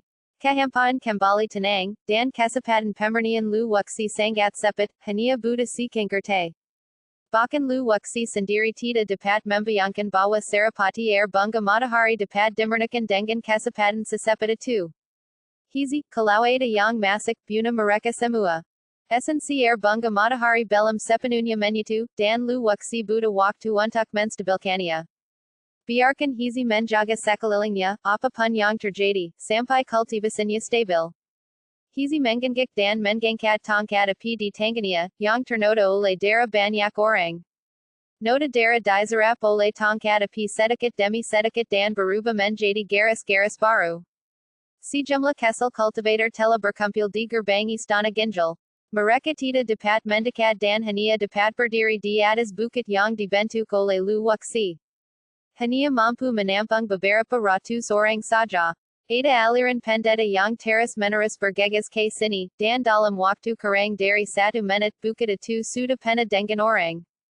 Keluar dari sini. Para pendeta kuat yang datang kemudian meminta beberapa makhluk spiritual abadi tingkat rendah untuk berguling ke dalam air untuk memberi ruang. Mereka yang berada di alam spiritual berani marah tetapi tidak berani bersuara, walaupun mereka sudah datang lebih dulu, itu karena tingkat kultivasi mereka tidak sebaik yang lain. Lu Wuxi tidak menyangka bahwa bukit yang dibangunnya terutama dimaksudkan untuk memungkinkan Hizi menahan tinju air tersebut tetapi ternyata bukit itu membantu mereka. Tapi tak masalah, Lu Wuxi sudah menyerap Saripati Air Bunga Matahari. Lu Wuxi seharusnya memasuki gerbang istana ginjal. Kita harus bersatu dan mendobrak gerbang istana ginjal dalam satu gerakan. Para master alam zangsian puncak yang menyerbu sangat membenci Lu Wuxi. D stana hadi, banyak karabat dan teman mereka tewas di tangan lu waksi. Aku tidak akan berhenti sampai aku membuna lu waksi. Chen kan, Zuli dan yang lainnya tiba, berdiri di sudut bukit dan melihat ke arah gerbang istana Ginjal. Seluruh gerbang istana Ginjal ditutupi dengan retakan, yang semuanya adalah perbuatan lu waksi. Apa yang masih kalian ragukan? Cepatlah bertindak. Wen bin tidak bisa menunggu lebih lama lagi dan memberitahu semua orang untuk berhenti ragu. Setiap menit penonton akan memberi lu waksi kesempatan untuk memurnikan serapati air bunga matahari. Raksasa air muncul di kejauhan dan menuju mereka. Sering, Zuli berteriak dan memimpin banyak master, memusatkan seluruh kekuatan mereka dan dengan mudah memetakan tinju raksasa air itu. Air di sekitarnya mulai bergemuruh, dan tinju air yang tak terhitung jumlahnya muncul dari bawah air, menjatuhkan semua orang. Bang, bang, bang. Dalam sekejap mata, lebih dari ratusan orang terlempar oleh tinju air itu, tubuh mereka meledak di udara, dan berubah menjadi hujan darah di seluruh langit. Lari. Sejumlah besar biksu melompat ke dalam air dan berenang dengan putus asa, berharap orang tua mereka memberi mereka dua kaki lagi. Meski begitu, sejumlah besar pendeta terkena pukulan air. Mereka tidak memiliki tubuh sekuat hizi, dan sama sekali tidak berdaya menahan kekuatan penghancur tinju air.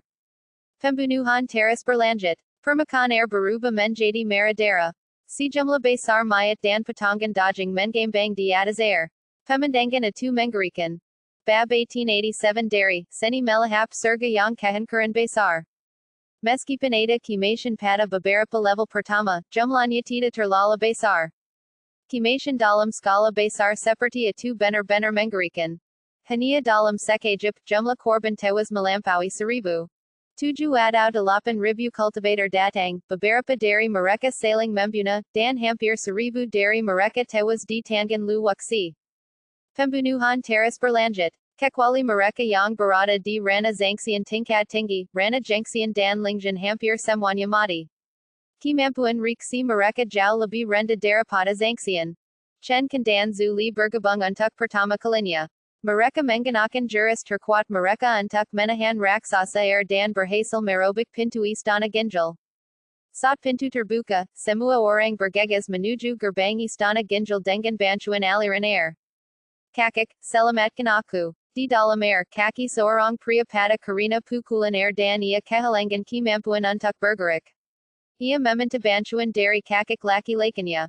Kakak, maafkan aku. Aku tidak bisa membawamu pergi seperti ini. Mari kita menjadi saudara di kehidupan selanjutnya.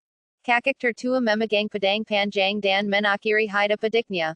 Pemandangan semacam itu terjadi di mana-mana, di antara sesama pekerja magang, ayah dan anak, serta sanak saudara dan teman. Jika kita membawa mereka, mereka akan menjadi beban dan akan sulit bagi kita berdua untuk keluar hidup-hidup. Hanya sejumlah kesal orang saja yang bergegas menuju gerbang istana Ginjal sambil menggendong rekan-rekannya di punggung. Setelah lu waksi menyerap serapati air bunga matahari, tingkat kultivasinya telah meningkat ke tingkat ketiga kebadian spiritual dan akan segera stabil. Boom! Pintu istana Ginjal hancur berkeping-keping. Sudah ada banyak retakan di sana, dan Chen Kan dan yang lainnya tidak menghabiskan terlalu banyak tenaga untuk mencabiknya. Sejumlah besar biksu bergegas masuk seperti air pasang. Lu waksi sedang membuat terobosan. Ayo kita bunuh dia sebelum dia bangun. Wen bin memimpin dan bergegas maju dengan sangat cepat, seperti kilat, menempuh jarak 1,000 meter dalam sekejap mata. Pedang panjang itu melepaskan cahaya dengan yang menyusuk, gerakan-gerakan dahsyatnya terbungkus dalam lapisan gelambang yang tebal, dan riak-riak yang terbentuk menggelangi pandangan semua orang. Zhang Hongren dan Shen Chao berdiri di sana tanpa bergerak. Shen Chao sangat berhati-hati, dan Zhang Hongren sangat ketakutan sehingga dia tidak berniat melawan Lu Wuxi. Semakin dekat dan dekat, tetapi Lu Wuxi tetap aku. Esensi air bunga matahari akan segera menyatu dengan dunia Taihuang, dan tidak ada ruang untuk kesalahan saat ini. Tepat ketika pedang Wen bin hendak menyusuk Lu Wuxi, bayangan hitam muncul dari samping. Tongkat api hitam tiba-tiba mengenai Wen bin. Tidak bagus. Saluru perhatian way when bin terpusat pada lu waksi, dan dia lalai untuk waspada terhadap sekelilingnya. Siapa sangka lu waksi punya teman yang lain. Semua orang selalu mengira bahwa lu waksi sendirian, tetapi sekarang mereka menyadari bahwa lu waksi tidak beruang sendirian. Hizi terbungkus jubah hitam, dan tidak mungkin untuk mengetahui apakah dia manusia atau monster. Pokoknya, dilihat dari bentuk tubuhnya, dia tampak mirip dengan manusia, hanya saja dia jauh lebih tinggi dari manusia normal. Kemungkinan sosok hitam secara tiba-tiba menjadikan semua orang, termasuk Chen dan Zuli. Dengan serangan jarak dekat, hizi hampir tak terkalahkan. Sebelum Wen bin sempat bereaksi, tongkat api itu sudah muncul di atas kepalanya.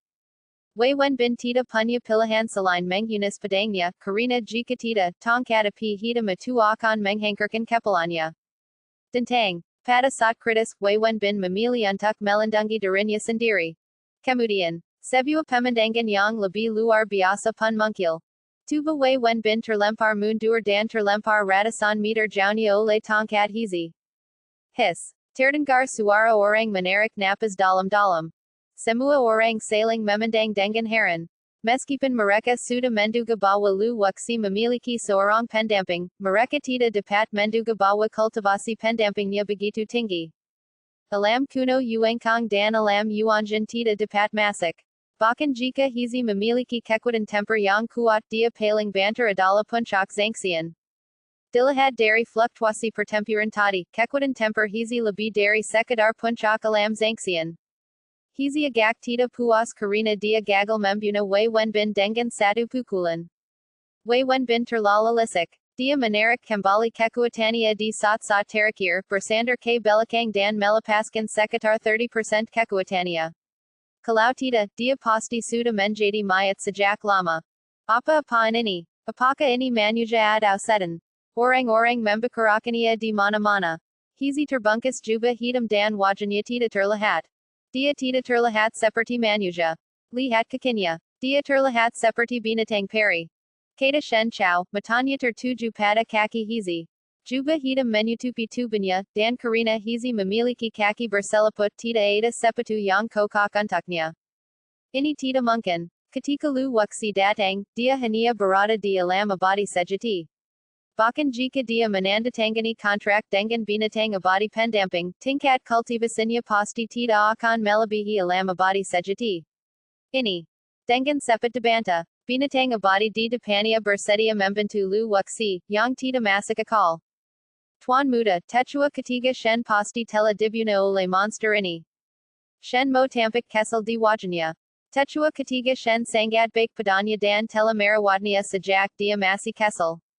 Matanya menyala-nyala, dan dia ingin bergegas maju, tetapi dihentikan oleh Shen Shui di sampingnya. Jangan impulsif, monster ini tidak sederhana. Shen Shui juga berharap lu waksi segera mati. Bahkan Wen bin pun ditolak oleh monster itu. Jika mereka naik, mereka hanya akan mati sia-sia. Saudara Wei, apakah kamu sudah tahu makhluk peri macam apa ini?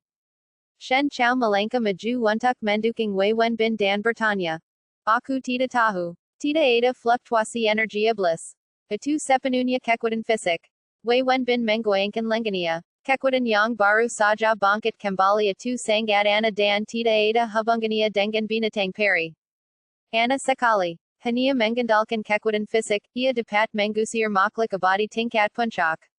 Aku benar-benar tidak dapat membayangkan binatang abadi mana pun yang dapat melakukannya. Shen Chao menggerutkan kening. Topeng yang dikenakan hizi sangat istimewa. Topeng itu dibuat oleh lu waksi. Topeng itu memiliki kekuatan spiritual yang melekat padanya, dan kesadaran orang biasa sama sekali tidak dapat menembusnya. Apa yang kalian semua masih berdiri di sana? Apakah kita harus menunggu sampai lu waksi berhasil menerobos sebelum kita membunuhnya? Ayo kita sering bersama dan bunuh monster ini. Cultivator yang baru saja membunuh saudaranya sendiri berdiri dan menggalikan semua kebenciannya kepada lu waksi. Jika bukan karena lu waksi, saudaranya tidak akan mati. Orang-orang di sekitar menggigit satu demi satu. Meskipun hizi sangat kuat dua tinju tidak dapat mengalahkan empat tangan. Dengan begitu banyak orang di sekitar, bagaimana mereka bisa takut pada hizi? Chen kan dan zu li sailing berpandangan dan melihat niat membuna yang kuat di mata masing-masing. Saudara Chen, tolong ambil tindakan. Zu li berbicara. Di antara semua orang yang hadir, Chen kan memiliki tingkat kultivasi tertinggi. Chen kan menggigit dan menggayungkan padang panjang di tangannya. Energi padang yang mengerikan dilepaskan tanpa ampun, membentuk hujan padang yang jatuh. Semua orang di alam abadi zon harus menyerang bersama. Setelah membuna lu waksi, kita akan berbagi harta karun dengan semua orang. Zuli berteriak keras. Timnya adalah yang terbesar. Dalam sekejap, lebih dari beberapa ratus orang bergegas menuju Hizi. Menghadapi barisan seperti itu, bisakah Hizi bertahan? Ratusan orang mengelilingi Hizi dan mulai menyerangnya dengan segala macam gerakan aneh. Clang, clang, clang. Jurus-jurus itu mendarat pada Hizi, menimbulkan suara berdenting, namun tidak berhasil merobek kulitnya. Sekarang aku ingat, aku pernah bertemu monster ini ketika aku berada di Istana Limpa. Salah satu biksu yang mengambil tindakan tiba-tiba merang. Karena Kuroko mengenakan topeng, dia tidak yakin. Ketika mereka mendekat, mereka menemukan tongkat api di tangan Hizi dan akhirnya memastikan bahwa Hizi adalah monster yang mereka temui di Istana Limpa. Bagaimana mungkin masih ada makhluk hidup di alam kuno Yuengkong? Semua orang tampak bingung, bahkan Chen kan menunjukkan sedikit keterkejutan di wajahnya.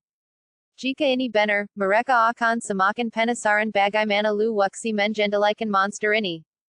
Jika mereka dapat mengendalikannya, bukankah itu berarti mereka akan memiliki kekuatan temper yang ekstra kuat? Berhentilah bicara omong kosong dan bertindaklah dengan cepat. Begitu kita menangkap Lu Wuxi hidup-hidup, semua misteri akan terpecahkan. Wen bin menyela mereka. Hizi tetap dekat dengan Lu Wuxi dan tidak membiarkan mereka mendekat. Saudara Zu, bawalah anak buahmu untuk menyerang Lu Wuxi, dan aku akan menghadapi monster ini. Chen kan berkata saat ini, meminta Zu Li untuk membawa anak buahnya untuk mengganggu terobosan Lu Wuxi. Baiklah, Zu Li menggerakkan pedang di tangannya ke arah Lu Wuxi dan memimpin selusin master untuk menyerang punggung Lu Wuxi. Wu, Hizi sangat marah dan mengeluarkan suara-suara aneh. Tubuhnya tiba-tiba membesar, jubah hitamnya robek dan bulu hitamnya pun terlihat. Dia tampak sangat menakutkan. Dia menggayungkan tongkat api di tangannya, dan mendorong Zu Li dan yang lainnya mundur. Memanfaatkan kesempatan ini, Shen kan melancarkan gerakan dan menebas bahu Hizi dengan pedangnya. Hizi merasakan sakit dan bersik darah tipis mungkil di bahunya. Meskipun ia gagal menembus pertahanan Hizi, ia mampu merobek kulitnya, yang menunjukkan betapa kuatnya Shen kan.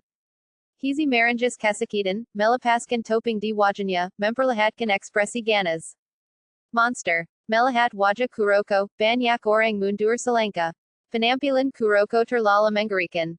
Setelah melihat penampilan Hizi yang sebenarnya, Chen kan malah menjadi tenang. Itu hanya binatang buas yang tampak aneh, dan ia mampu mengusir Wen bin dengan mengandalkan tubuhnya yang kuat. Esensi air bunga matahari perlahan menyatu dengan dunia Taihuang, dan ora di tubuh Lu Wuxi berangsur-angsur mereda. Lu Wuxi tahu segala sesuatu yang terjadi di sekitarnya, tetapi dia tidak tahu cara berbuat apa-apa.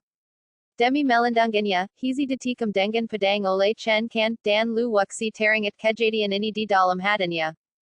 Saat aku memurnikan Peter alai 5 elemen, mereka semua akan mati. Hizi sibuk menggadisinya. Dia harus waspada terhadap serangan Chen Kan dan yang lainnya, dan dia juga harus menggunakan kekuatannya untuk melindungi Lu Wuxi. Zu Li sangat licik. Dia sengaja berpura-pura menyerang untuk menarik perhatian Hizi dan memberi kesempatan pada Chen Kan dan yang lainnya. Dalam sekejap mata, Hizi memiliki banyak luka di tubuhnya karena dia tidak mengerti sihir apapun. Selama periode pertempuran ini, ia mengandalkan kekuatan tirani untuk menghancurkan lawan-lawannya. Jurus pedang Chen Kan sangat licik dan aneh. Hizi memiliki luka di dada dan punggungnya, dan dia mencari kelemahan tubuh Hizi. Setelah beberapa kali percobaan, Chen kan mendapati bahwa area di bawah ketiak Hizi relatif lemah, jadi ia menyusukan pedangnya langsung dan menggunci ke area 3 inci di bawah ketiak Hizi. Ini dodging lunak. Jika ditusuk, Hizi pasti akan terluka parah. Mengadapi Padang Mematikan Shen Kan, Hizi Tita Mundur. Dia Malanka Maju Dan Tongkadapi di Tangania Tiba Tiba Menjadi Labi Panjang. Shen kan suda Turkjud bawa tuba hizi bisa membesar, tetapi dia tidak menyangka bawa senjata di Tanzania juga bisa membesar. Memanfaatkan momen ketika hizi menyerbu keluar, Zuli mengambil tindakan dan pedang panjangnya melesat ke arah layar lu wuxi dengan momentum yang tak tertandingi. Chen kan dan Zuli bekerja sama dengan sempurna, dan Chen kan jelas-jelas sengaja membawa hizi pergi. Situasi ini sangat berbahaya bagi Lu Wuxi, jika dia tidak menghindar, dia akan ditusuk oleh pedang Zuli. Dalam sekejap mata, sesesak tiba-tiba menyerbu ke lapangan dan memblokir pedang Zuli dengan pedang panjangnya. Dentang, api berkabar ke mana-mana, dan Lu Wuxi lolos dari bencana itu. Lu Wuxi hendak menyerah dan dengan paksa mematakan pedang Zuli, tetapi tiba-tiba seorang pria menyerbu keluar yang menjatuhkan. Bab 1888 dari, seni menelan surga kehancuran besar, menyempurnakan guntur alai 5 elemen. Tiba-tiba seorang pria bergegas keluar dan menggantikan Zuli. Terdengar suara tembakan, Zuli mundur selangkah, sedangkan pria yang bergegas keluar terpental ke belakang dan jatuh terduduk. Lu Wuxi perlahan berbalik, setelah menyelesaikan terobosan, dan melihat ke arah pria yang tergeletak di tanah. Tianshojue. Lu Wuxi tidak percaya bahwa orang yang menyelamatkannya adalah Tianshojue. Pada hari itu di kota Yin, Tianshojue, seperti Lu Wuxi, dibawa kembali oleh Jiao. Kemudian, Lu Wuxi menggunakan Tianshojue untuk menyebabkan energi Yin dan yang dalam tubuh Jiao menjadi liar. Setelah sekt mesin hitam hancur, Lu Wuxi membawa Tianshojue pergi. Setelah keduanya berpisah di kota Linyu, mereka mengetahui bahwa alam kuno Yuangkang telah dibuka. Tianshojue memasukinya meskipun keluarganya menentangnya. Sebenarnya dia telah menemukan Lu Wuxi sejak lama, tetapi tidak mungkin untuk menghindari menimbulkan masalah yang tidak perlu bagi Lu Wuxi. Jika Chen kan dan yang lainnya tahu bahwa aku adalah teman Lu Wuxi, mereka pasti akan menangkapku hidup-hidup dan memaksa Lu Wuxi untuk menyerah. Badak-badak. Tianshojue beruang untuk bangkit dari tanah, dengan darah di sudut mulutnya. Dia hanya berada di alam zangsian tingkat rendah, jadi dia bukan tandingan Zuli dan terluka oleh pedang. Di sisi lain, hizi dipaksa menjauh oleh Chen kan, dan pedang Chen kan semakin dekat ke ketiak hizi. Jika ini menyusuknya, hizi akan mati atau terluka. Hanya karena tubuh Kuroko kebal terhadap pedang dan senjata api, bukan berarti ia tidak memiliki kelemahan. Jarum alai zan yin. Tanpa ragu, Lu Wuxi memanggil jarum alai zan yin dan menggerakkannya ke mata Chen kan. Jika dia tidak menarik pedangnya, matanya akan dibutakan oleh jarum alai zan yin. Jarum alai zan yin mengabaikan perisai pelindung dan dengan mudah merobek pertahanan Chen kan, semakin dekat ke matanya. Tidak seorang pun menyangka bahwa Lu Wuxi berani menyerang Chen kan. Menurut logika semua orang, Lu Wuxi seharusnya berlutut dan memohon belas kasihan saat ini. Serangan biksu lain jatuh ke hizi, menimbulkan suara berderak. Hanya Chen kan yang bisa menggenkam hizi. Jejak kemarahan melintas di wajah Chen kan, sehingga dia harus menarik pedangnya dan merendah ke samping, menyebabkan jarum alai zan yin tidak mengenainya.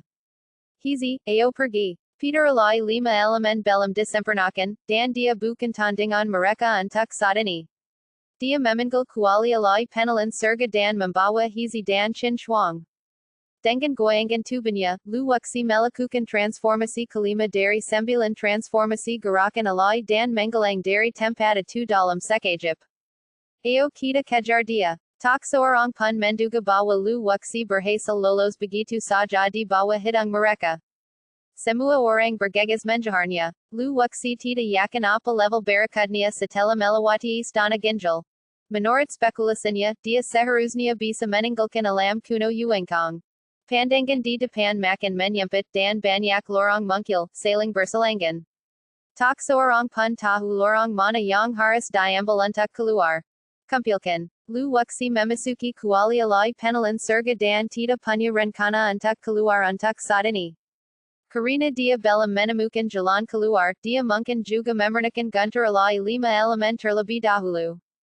Hizi tengah duduk di dalam kuali alai penelan surga, menjelati luka-lukanya. Chin Shuang Dudik Bersila Dan Menyerap Karen Spiritual di Kuali Alai Penelan Surga Untuk Memperbaiki Tubanya. Dia Mengaluarkan Seribu Balik Crystal Dan Menarunya di Depan Hizi. Jika dia tidak melindunginya, dia pasti sudah mati di tangan Shen Kandan yang lainnya. Hizi mengambel balik Crystal Dan memakan sekitar 50 balik. Luka di tubanya semba dengan kesempatan yang terlihat oleh mata telanjang.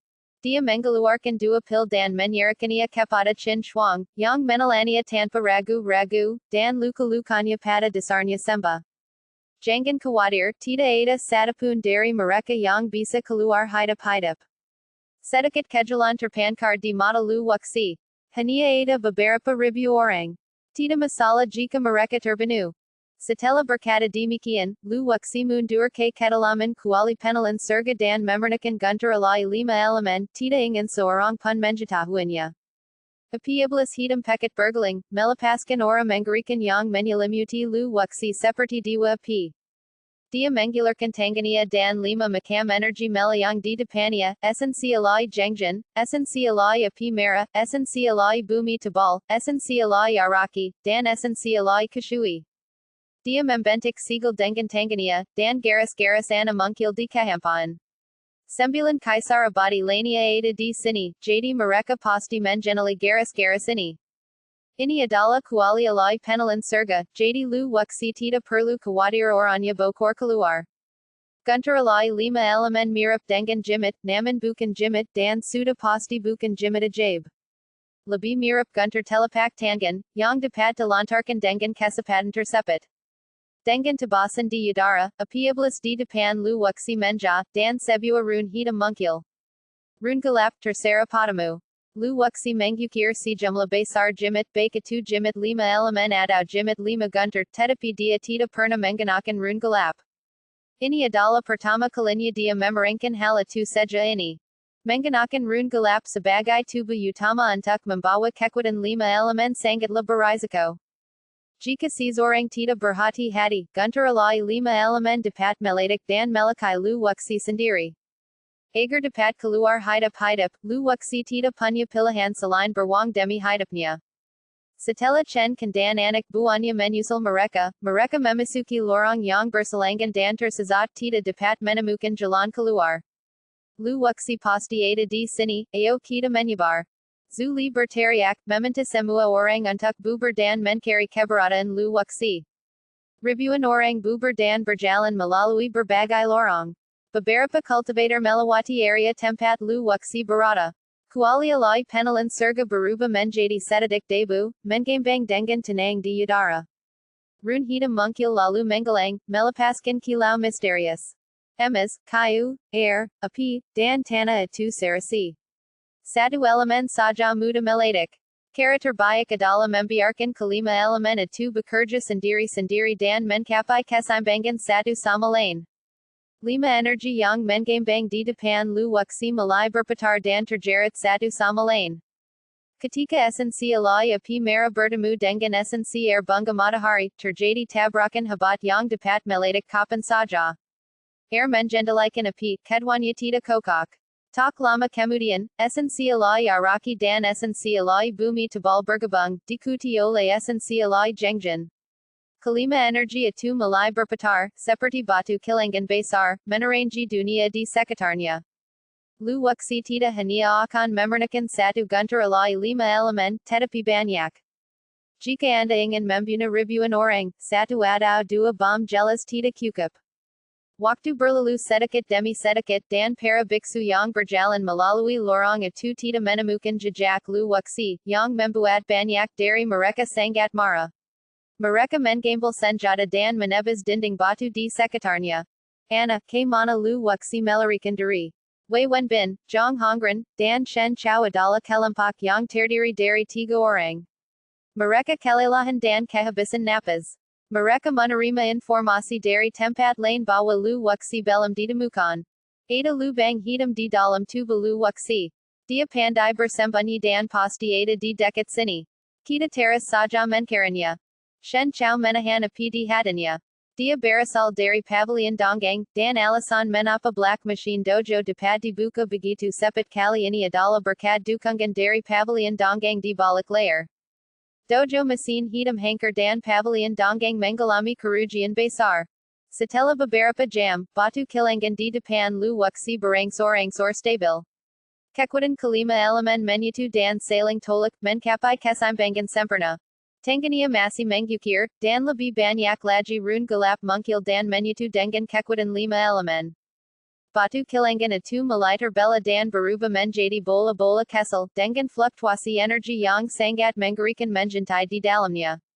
Lu Wuxi Menjadi Lebih Berhati-hati, Menjetahui Bahwa Setiap Ledakan Guntur Diwa Akan Menghangkarkannya Berkeping-keping. Bahkan pada tingkat kesatuan langit dan bumi, sulit untuk menolaknya. Totalitas 10 guntur alai 5 elemen, dan mereka masih dikompresi. Tadinya sebesar kepalan tangan, tapi dalam sekejap mata, ukurnya berubah menjadi sebesar teller. Ini masih jauh dari cukup. 5 elements divine thunder yang asli hanya sukuran teller puyu. Makin kesel kompresi, makin besar tenaganya, dan makin tersembunyi saat dilempar keluar. Sekitar 50% energi abadi Taihuang telah dikonsumsi, dan guntur alai 5 elemen belum disempurnakan. Pohon lelahar bergoyang, dan akarnya menjulur jauh ke langit, menyerap energi abadi dari langit dan bumi untuk menjaga kelangsungan dunia Taihuang. Kecepatan kompresi 5 elements divine thunder melambat dan salah satunya benar-benar mulai membengkak. Kekuatan 5 elements yang tersembunyi jauh di dalam bisa meledak kapan saja. Tarik guntur. Lu Wuxi menatap langit. 10 baut Peter mungkil dari kedalaman dunia Taihuang, berubah menjadi alar Peter, dan menjber ke dalam 5 elemen guntur alai. Alar Peter ini terus menerus terjerat, dan yang lebih menakutkan adalah bahwa setiap alar Peter itu hidup. Selain guntur dan kilat, Lu Wuxi juga memadukan kekuatan badai dan es. Diberi makan oleh guntur dan kilat, guntur alai 5 elemen terus memadat semakin mendekati ukuran teller puyu. Ada garis-garis yang tak terhitung jumlahnya yang menggambang pada masing-masing 5 elemen guntur alai, dan setiap garis mewakili elemen langit dan bumi. Lu Wuxi mengukir lebih cepat, menggunakan kedua tangannya untuk mengukir pola pedang yang lengkap. Untuk mengukir jumlah ajaib, diperlukan sejumlah besar pola pedang. Lu Wuxi tidak punya banyak waktu, dan kultivasinya masih jauh dari cukup. Masih mungkin untuk mengukir pola pedang.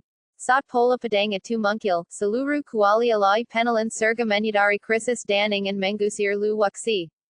Kalau saja 10 guntur alai 5 elemen meledak pada saat yang sama, kuali alai penelan surga pasti akan hancur berkeping-keping. Mengabaikan kuali alai penelan surga, Lu Wuxi ingin memurnikan guntur alai 5 elemen yang unik.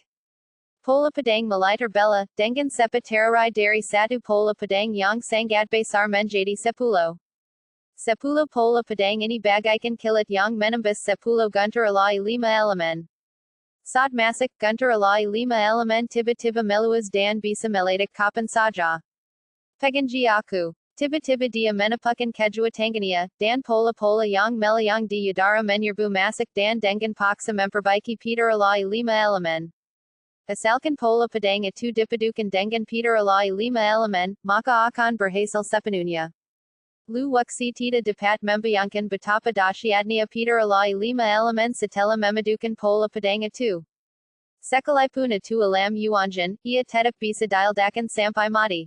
Guntur alai 5 elemen perlahan-lahan menyatu dan berubah menjadi manik-manik hitam, yang tidak lagi terlihat begitu menakutkan. Chen dan yang lainnya mulai berkumpul bersama. Berbagai lorong terhubung dan akhirnya berkumpul di area oval.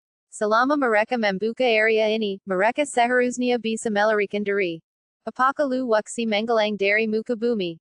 Seseorang berkata dengan seda. Mereka hendak membunuh Lu Wuxi, tetapi dia menggelang tanpa alasan. Tunggu saja, aku ingin melihat berapa lama dia bisa bersembunyi. Semua orang dipenuhi dengan kemarahan yang benar, dan semakin banyak orang berkumpul. Di dalam kuali alai pemakan surga, Lu Wuxi duduk di tanah dengan kelelahan, hampir pingsan. Dia tidak menyangka kalau memurnikan 10 Peter alai 5 elemen malah menghabiskan 90% tenaga spiritualnya. Dia Mengaluarkan Beberapa Ratus Block Crystal Yang Berisi Energy Kako Dan Seratus Ribu Batu Abadi, Dan Energy Abadi di Dunia Taihuang Barang Sor Menjadi Melampa. Sudah Waktunya Panen. Setelah energi spiritualnya pulih, lu waksi berdiri dengan senyum kejam di bibirnya. Hizi telah pulih dan berdiri dengan ekspresi membuna di wajahnya. Tongkat api di tangannya mengeluarkan suara berderak dan semburan api. Bab 1889 dari, seni melahap surga kehancuran besar, pembunuhan hila. Hizi dipenuhi dengan niat membuna dan dia berharap dia bisa bergegas keluar sekarang juga. Jangan terburu-buru, kita akan memanen secara perlahan. Lu waksi menepuk hizi, memberi isyarat kepadanya agar bersabar dan tidak terburu-buru membunuh orang. Sejumlah besar biksu berkumpul di sebuah bangunan berbentuk oval, yang tertutup rapat dan gelap gulita di semua sisi. Banyak pendeta mengeluarkan mutiara mereka yang bersinar di malam hari dan meletakkannya di dinding batu. Meskipun tidak seterang siang hari, mutiara itu tidak memengaruhi penglihatan semua orang. Kuali alai penelan surga tiba-tiba menjambang dan lu waksi berjalan keluar darinya. Mata hantu dan mata hukuman surgawi digunakan secara bersamaan, melewati lorong-lorong dan dengan cepat mengunci posisi orang-orang tersebut. Setelah menutup kuali pemakan surga, apa yang akan dilakukan lu waksi selanjutnya seharusnya tidak diketahui oleh tianshojue. Bukannya aku tidak percaya padanya. Jika berita bahwa dia membunuh begitu banyak orang tersebar, itu pasti akan menimbulkan sensasi besar. Aku tidak ingin Peter alai 5 elemen bokor. Secara logika, kita telah keluar dari istana ginjal dan memasuki posisi kandang kema, jadi mengapa tidak ada jalan keluar. Para biksu berkumpul berdua dan bertiga, mendiskusikan tentang rugi perjalanan ini. Siapa yang tahu apakah kita berada di dalam tubuh raksasa itu atau alam kuno yang memiliki struktur ini. Cultivator yang ditanya memutar matanya, masih tidak percaya bahwa mereka berada di dalam perut raksasa itu. Lu waksi menggunakan transformasi ketiga dari 9 transformasi gerakan alai, yang memungkinkannya menyembunyikan tubuhnya dan bergerak mendekat sedikit demi sedikit. Ketika dia masih beberapa ratus meter jauhnya dari kerumunan, dia tiba-tiba berhenti dengan senyum kejam di wajahnya. Hizi, kau urus ikan yang jatuh ke jaring. Lu waksi melepaskan hizi dan memintanya untuk menjaga pintu keluar lorong. Peter alai 5 elemen sangat kuat dan tidak dapat dihindari bahwa beberapa orang akan melarikan diri. Lu waksi berencana untuk memusnahkan mereka sekaligus dan tidak membiarkan siapa pun melarikan diri. Lu waksi memasang ekspresi hila di wajahnya, memperlihatkan taringnya yang tajam. Hizi menggigik. Setelah bekerja sama dengan lu waksi selama berhari-hari, mereka berdua memiliki pemahaman diam-diam. Lu waksi membalik telapak tangannya, dan Peter alai 5 elemen mungkil di telapak tangannya. Matanya tertuju pada Shen Kan. Diala yang paling kuat. Selama dia terbunuh, orang-orang lainnya tidak akan menjadi masalah. Maju. Gunter alai 5 elemen melesat dengan kecepatan lebih cepat dari kilat dan berubah menjadi meteor hitam. Chen kan duduk di sana dengan mata terpejam sambil berpikir, dan tiba-tiba membuka matanya. Saat ia mendekati tepi alam kuno Yuangkang, kultivasinya berangsur-angsur terbuka, tetapi tidak dilepaskan. Saat Peter alai 5 elemen terbang keluar, Chen kan tiba-tiba membuka matanya. Kewaspadaannya yang kuat membuatnya meraih Chen Shui di sampingnya dan menggelenggannya di depannya. Boom! Hanya dalam seperseribu detik, Gunter alai 5 elemen meledak, membentuk badai mengerikan yang melanda sekeliling. Setelah Peter alai 5 elemen meledak, pusaran terbentuk, menelan semua ruang di sekitarnya. Banyak cultivator langsung menguap sebelum mereka sempat berteriak. Dampak dahsyat itu menyebabkan batu-batu dari atas jatuh terus-menerus. Seluruh ruang tak mampu lagi menahannya dan bisa runtuh kapan saja. Apa yang terjadi? Para pendeta yang berdiri jauh terpental akibat benturan itu, tubuh mereka terbanting keras ke dinding batu, dan mereka sangat terkejut sampai menyemburkan darah dari mulut mereka. Hanya satu Gunter alai 5 elemen yang menewaskan 5 atau 600 orang, dan tanah dipenuhi dengan anggota tubuh yang patah. Kakiku, tanganku, pinggangku, kepalaku. Kepala banyak pendeta hancur. Tuba Mareka Ada di Sabala Kiri Dan Kapala Mareka Ada di Sabala Kanan. Maya Tanpa Kapala Atu Marinkik Kara Kapala Kapala Atu, Menkoba Marai Dan Menakania. Berbagai Tariakan Terdengar Satu Demi Satu, Dan Pemandangania Sangat Mengarikan. Sabajan Basar Cultivator Yang Tewas Barada di Alam Zangxian. Sa Chen Kan Senkaram Shen Shui, Gelambang Kejit Menghantam, Dan Sabajan Basar Tanaga de Tanging Ole Chen Shui. Pemberat di Tangania Seperti Selambar Kurtas, Yang Langsung Terbakar Dan Baruba Menjadi Abu. Meski begitu, Gelambang Panas Yang Kuat Masih Membakar Kulit Chen Kan, Dan Bau Terbakar Memasuki Mulut Dan Hidung Chen Kan. Rambut Hitam Legamnya Lenyap Dalam Sekajip, Menampakan Kepala Botak. Pakayan di Tubanya Barang Sor Mengalang, Hania Menyisakan Sepatang Bahu Besi Lembut Yang Pa di Badan. Adapun Murid Keluarga Shen Lania, Tak Satu Pun Dari Mereka Yang Selamat Dan Semuanya Tewas. Para Penjakit Keluarga Zutita Jauh Lebih Baik. Mereka Menjaga Jarak Dari Chen Kan. Sejumlah Besar Penjakit Keluarga Zu Terhempas Oleh Akibatnya, Beberapa Meninggal Dan Beberapa Kekat. Melihat Mayat di Tanah, Sedikit Keterkejutan Melintas di Kedalaman Mata Lu Waksi. Dia tidak menyangka bahwa kekuatan Peter alai 5 elemen yang ditingkatkan akan menjadi berkali-kali lipat lebih kuat. Itu Lu Waksi. Karina ruang itu meledak dan lorong itu tertembus, Lu Waksi mungkil di hadapan semua orang.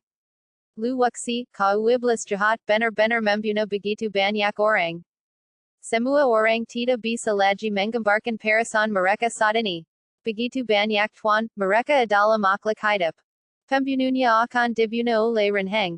Lu Waksi tidak membuang waktu untuk berbicara dengan mereka. Sepanjang jalan, ia mengandalkan kekuatannya sendiri dan bantuan hizi untuk lolos dari bahaya berkali-kali. Tidak akan disayangkan jika mereka mati 100 kali. Lu Waksi hanya memberi mereka sedikit pengalaman. 2 gunter diwa 5 elemen mungkil di telepak Tanzania dan terbang menuju 2 tempat dengan orang terbanyak. Semuanya, cepat sembunyi. Setelah mengalami kejadian tadi, semua orang tahu bahwa Lu Waksi memiliki gunter diwa yang mengerikan di Tanzania, yang dapat dengan mudah membunuh alam Zangxian Puncak. Boom boom. 2 gelambang kejut dasyat menyepuki 4 arah. Kali ini kekuatannya bahkan lebih kuat dari sebelumnya.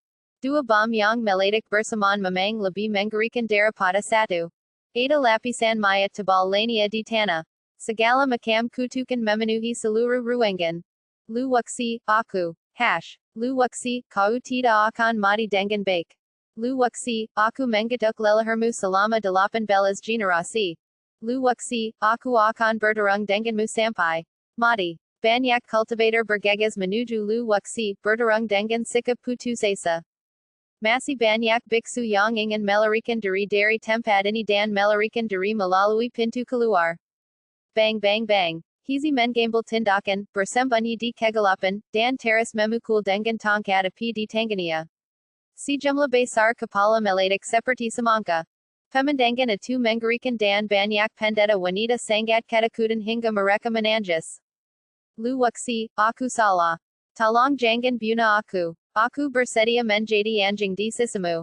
Banyak biksu berlutut dan bersujud kepada Lu Waksi terus menerus. Ini bukan nada yang mereka gunakan saat menjepung Lu Waksi di Istana Ginjal. Lu Waksi tidak punya belas kasihan, dan 2 lagi gunter alai 5 elemen mungkil. Ketika para biksu yang bergegas maju melihat gunter alai 5 elemen, mereka begitu ketakutan hingga melarikan diri ke segala arah. Semuanya bubar, kekuatan serangan gunter diwa terbatas. Zuli beriksi dan meminta semua orang untuk segera bubar dan berkumpul bersama, yang memberi Lu Waksi kesempatan untuk menyerang. Semua orang segera mundur ke lingkungan sekitar dan bersandar di tepi tembok batu. Setelah 2 ledakan berturut-turut, semakin banyak retakan mungkil di dinding batu, dan beberapa sinar cahaya bersinar masuk melalui sela-sela itu. Selama kita meledakkan tembok batu ini, kita bisa meninggalkan tempat ini. Wei Wenbin, Shen Chao dan 3 orang lainnya berdiri di sudut terpencil, dan 2 serangan tadi tidak menyebabkan banyak kerusakan pada mereka. Saat ini terdapat lebih dari 5.000 orang, tetapi dalam sekejap mata, hanya tersisa sekitar 3.000 orang. Kekwadan penghanker yang mengarikan seperti itu akan sangat mengerikan di maidan perang. Apa yang harus kita lakukan? Jang hongran benar-benar panik. Dia adalah seorang zangsian tingkat atas, tetapi dia takut dengan seorang lingjan kesal. Bau pesing samar keluar dari selangkangan jang hongran. Semua orang takut mati, dan jang hongran tidak terkecuali.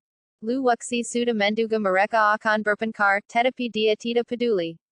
Masih ada 7 Peter alai 5 elemen, cukup untuk membunuh mereka semua. Karina Gunter alai 5 elemen terlala kuat tidak seorang pun berani mendekati Lu wuxi. Semakin jauh jaraknya, semakin aman.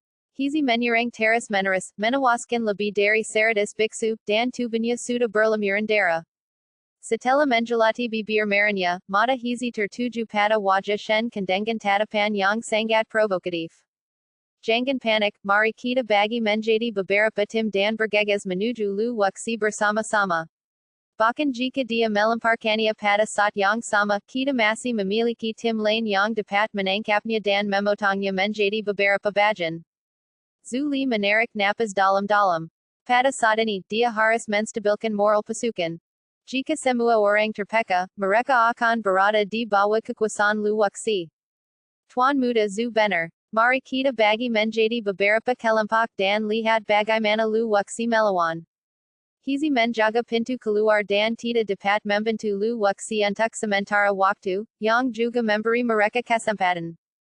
Para biksu yang bersandar di dinding batu menggigit tanda setuju, menyetujui pernyataan Zuli. Lebih dari 3.000 orang, dengan rata-rata beberapa ratus orang dalam setiap kelompok, membentuk 7 atau 8 tim, membentuk kipas, dan melingkari Lu wuxi. Tidak peduli ke arah mana Lu wuxi menyerang, ia harus menahan serangan dari tim lain. Senyum sinus mungkil di bibir Lu wuxi. Apakah dia pikir dia tidak memikirkan hal ini? Masih ada 7 dewa Peter 5 elemen yang tersisa. Bahkan jika kita tidak dapat membunuh mereka semua, kita dapat melukai 90% dari mereka. Orang-orang yang tersisa tidak perlu dikhawatirkan. Dengan kerja sama hizi, tidak sulit untuk membunuh mereka semua.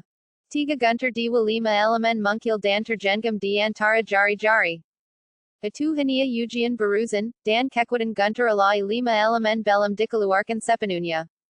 Lu wuxi menemukan bahwa gunter alai 5 elemen akan paling kuat jika dilantarkan dengan selang waktu setengah tarikan napas. Yang pertama meledak dan yang kedua terlempar keluar, mengandalkan akibat dari yang pertama untuk terus menyerbu ke segala arah, mirip dengan air pasang. Kekuatan gelembang pasang tunggal tidak cukup kuat bagaimana jika itu adalah gelembang pasang yang berkelanjutan. Inilah yang dimaksud dengan gelembang di belakang yang mendorong gelembang di depan. Mereka bergerak sangat cepat. Chen kan berdiri di belakang tim. Ia tampak sangat lucu saat itu, karena ia tidak memiliki sehelai rambut pun di kepalanya. Mendekatlah. Lu wuxi tidak terburu-buru menyerang. Ia menunggu hingga mereka semakin dekat sebelum melempar. Makin dekat jaraknya, makin kuat akibatnya. Lu wuxi mati. Ratusan pedang terbang berterbangan bersamaan dan menutupi Lu wuxi sepenuhnya. Serangan jarak jauh adalah pilihan yang baik. Hizi sedikit gugup, khawatir Lu wuxi akan tenggelam oleh begitu banyak orang.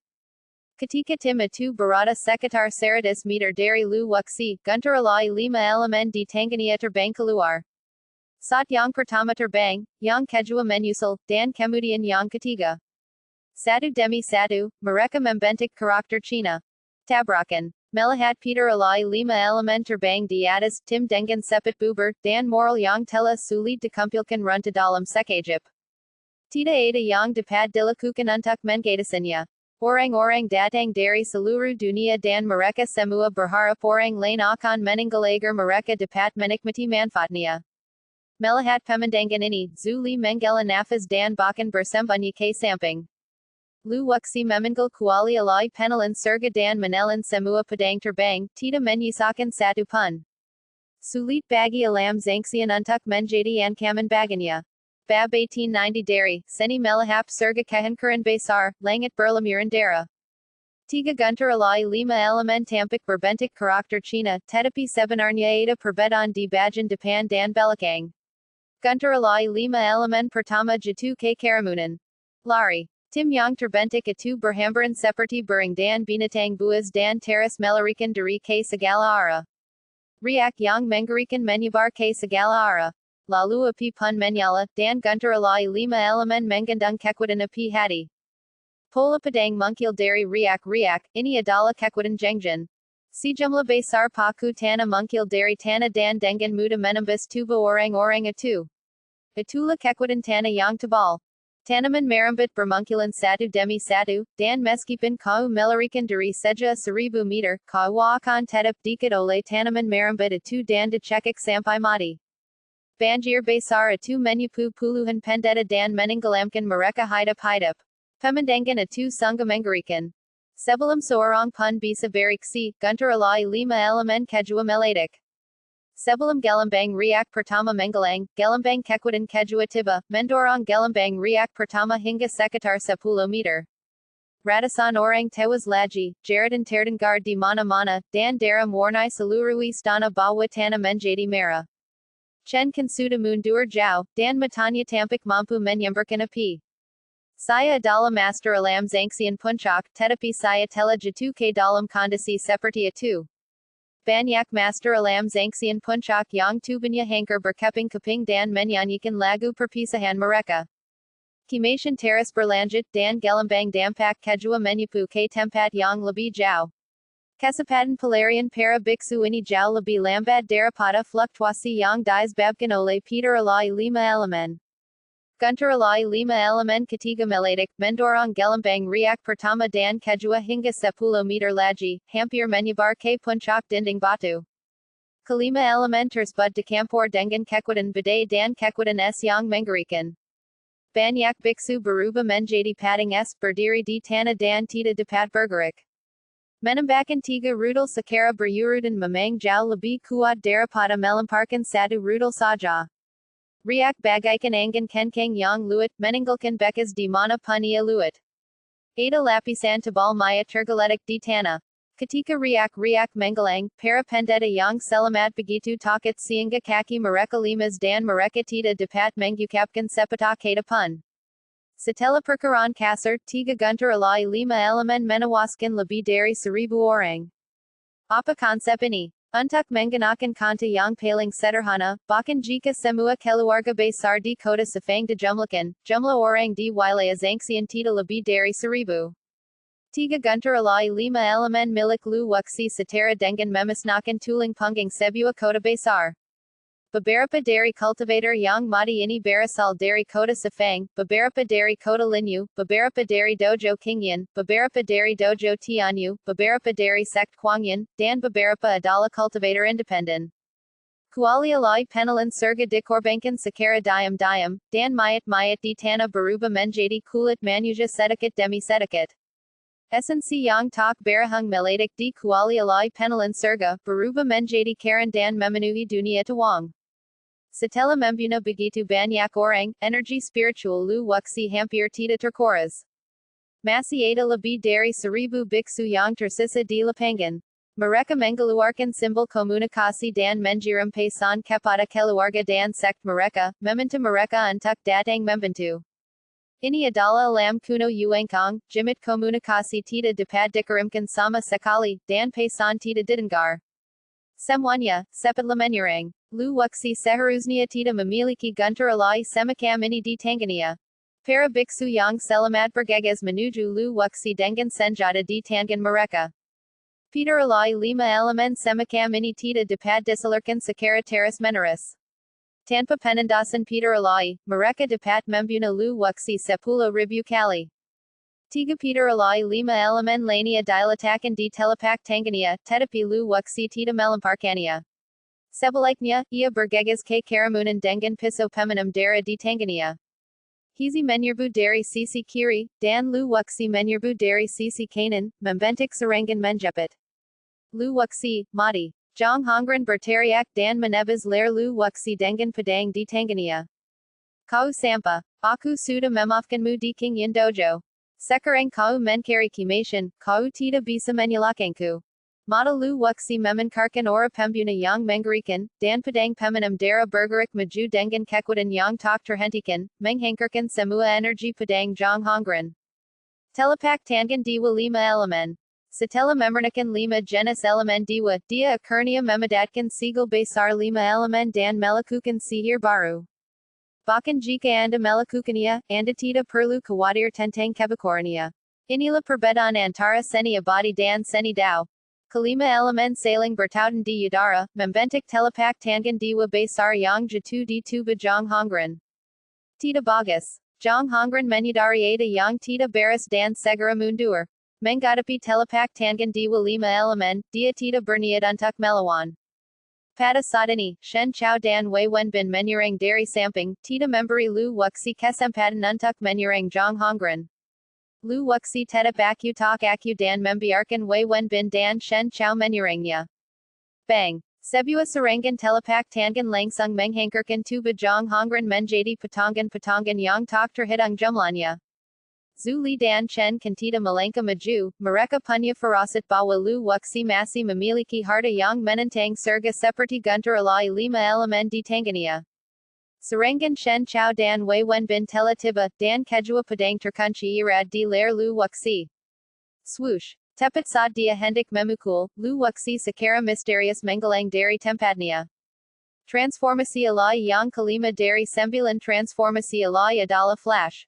Hizi. Saat Lu Wuxi menggelang, Hizi segera mundur dan kembali ke pintu keluar. Tiga guntur alai lima elemen yang dipegangnya di telepak tangannya tiba-tiba meledak. Tidak bagus. Pedang Wei Wenbin meleset dan dia menyadari ada yang tidak beres. Lu Wuxi sengaja menarik semua orang ke sini untuk mengumpulkan mereka. Hampir 2.000 orang telah meninggal, dan seluruh gua telah menjadi kosong. Semua biksu ini telah bubar, dan kekuatan Peter alai lima elemen pasti akan sangat berkurang jika mereka terus menggunakannya. Cara terbaik adalah bagi Lu Wuxi untuk mengubah dirinya menjadi umpan dan menarik perhatian mereka. Rencana Lu Wuxi sangat berhasil.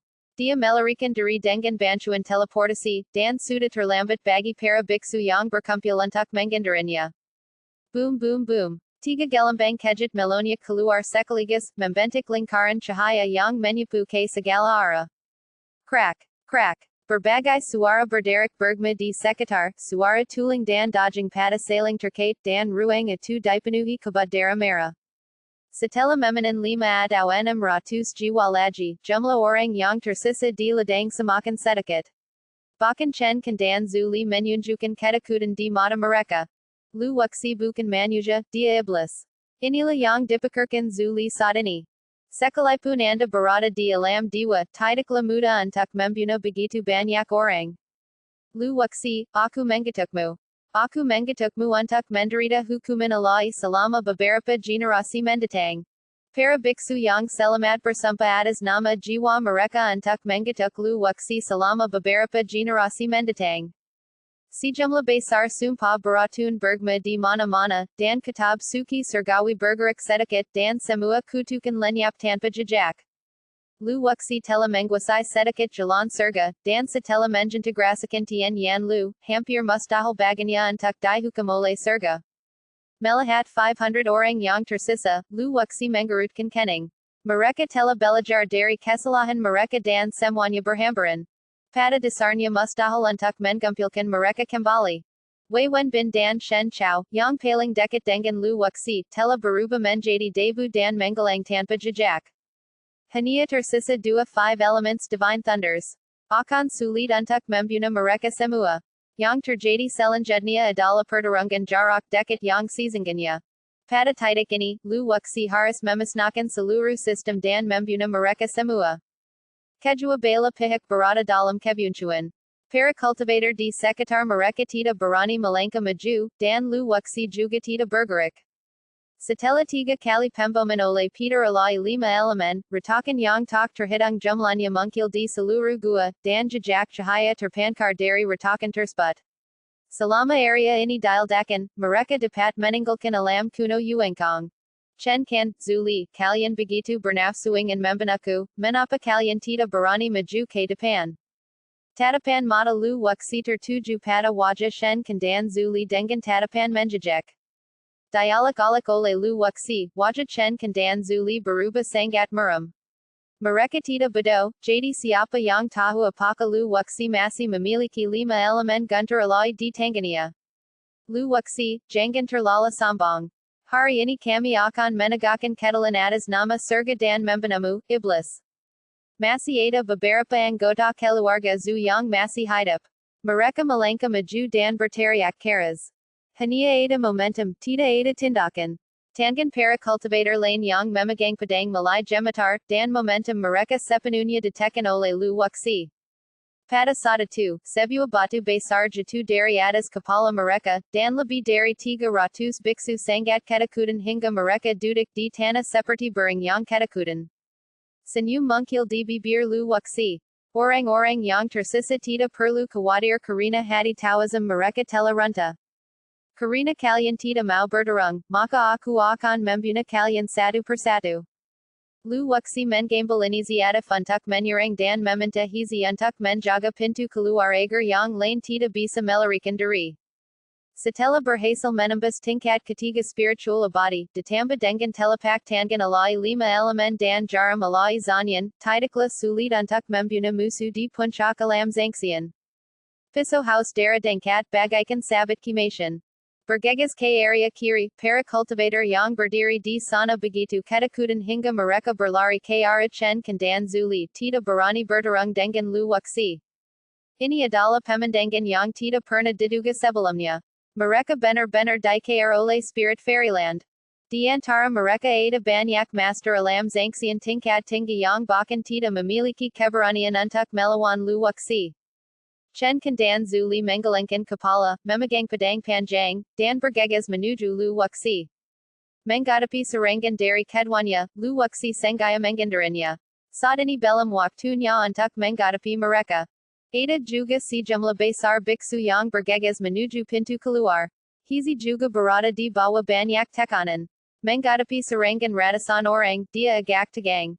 Tiba-tiba, Hizi mengeluarkan seratus balik kristal dan melemparkannya ke dalam mulutnya, menggigitnya hingga terdengar suara berderak.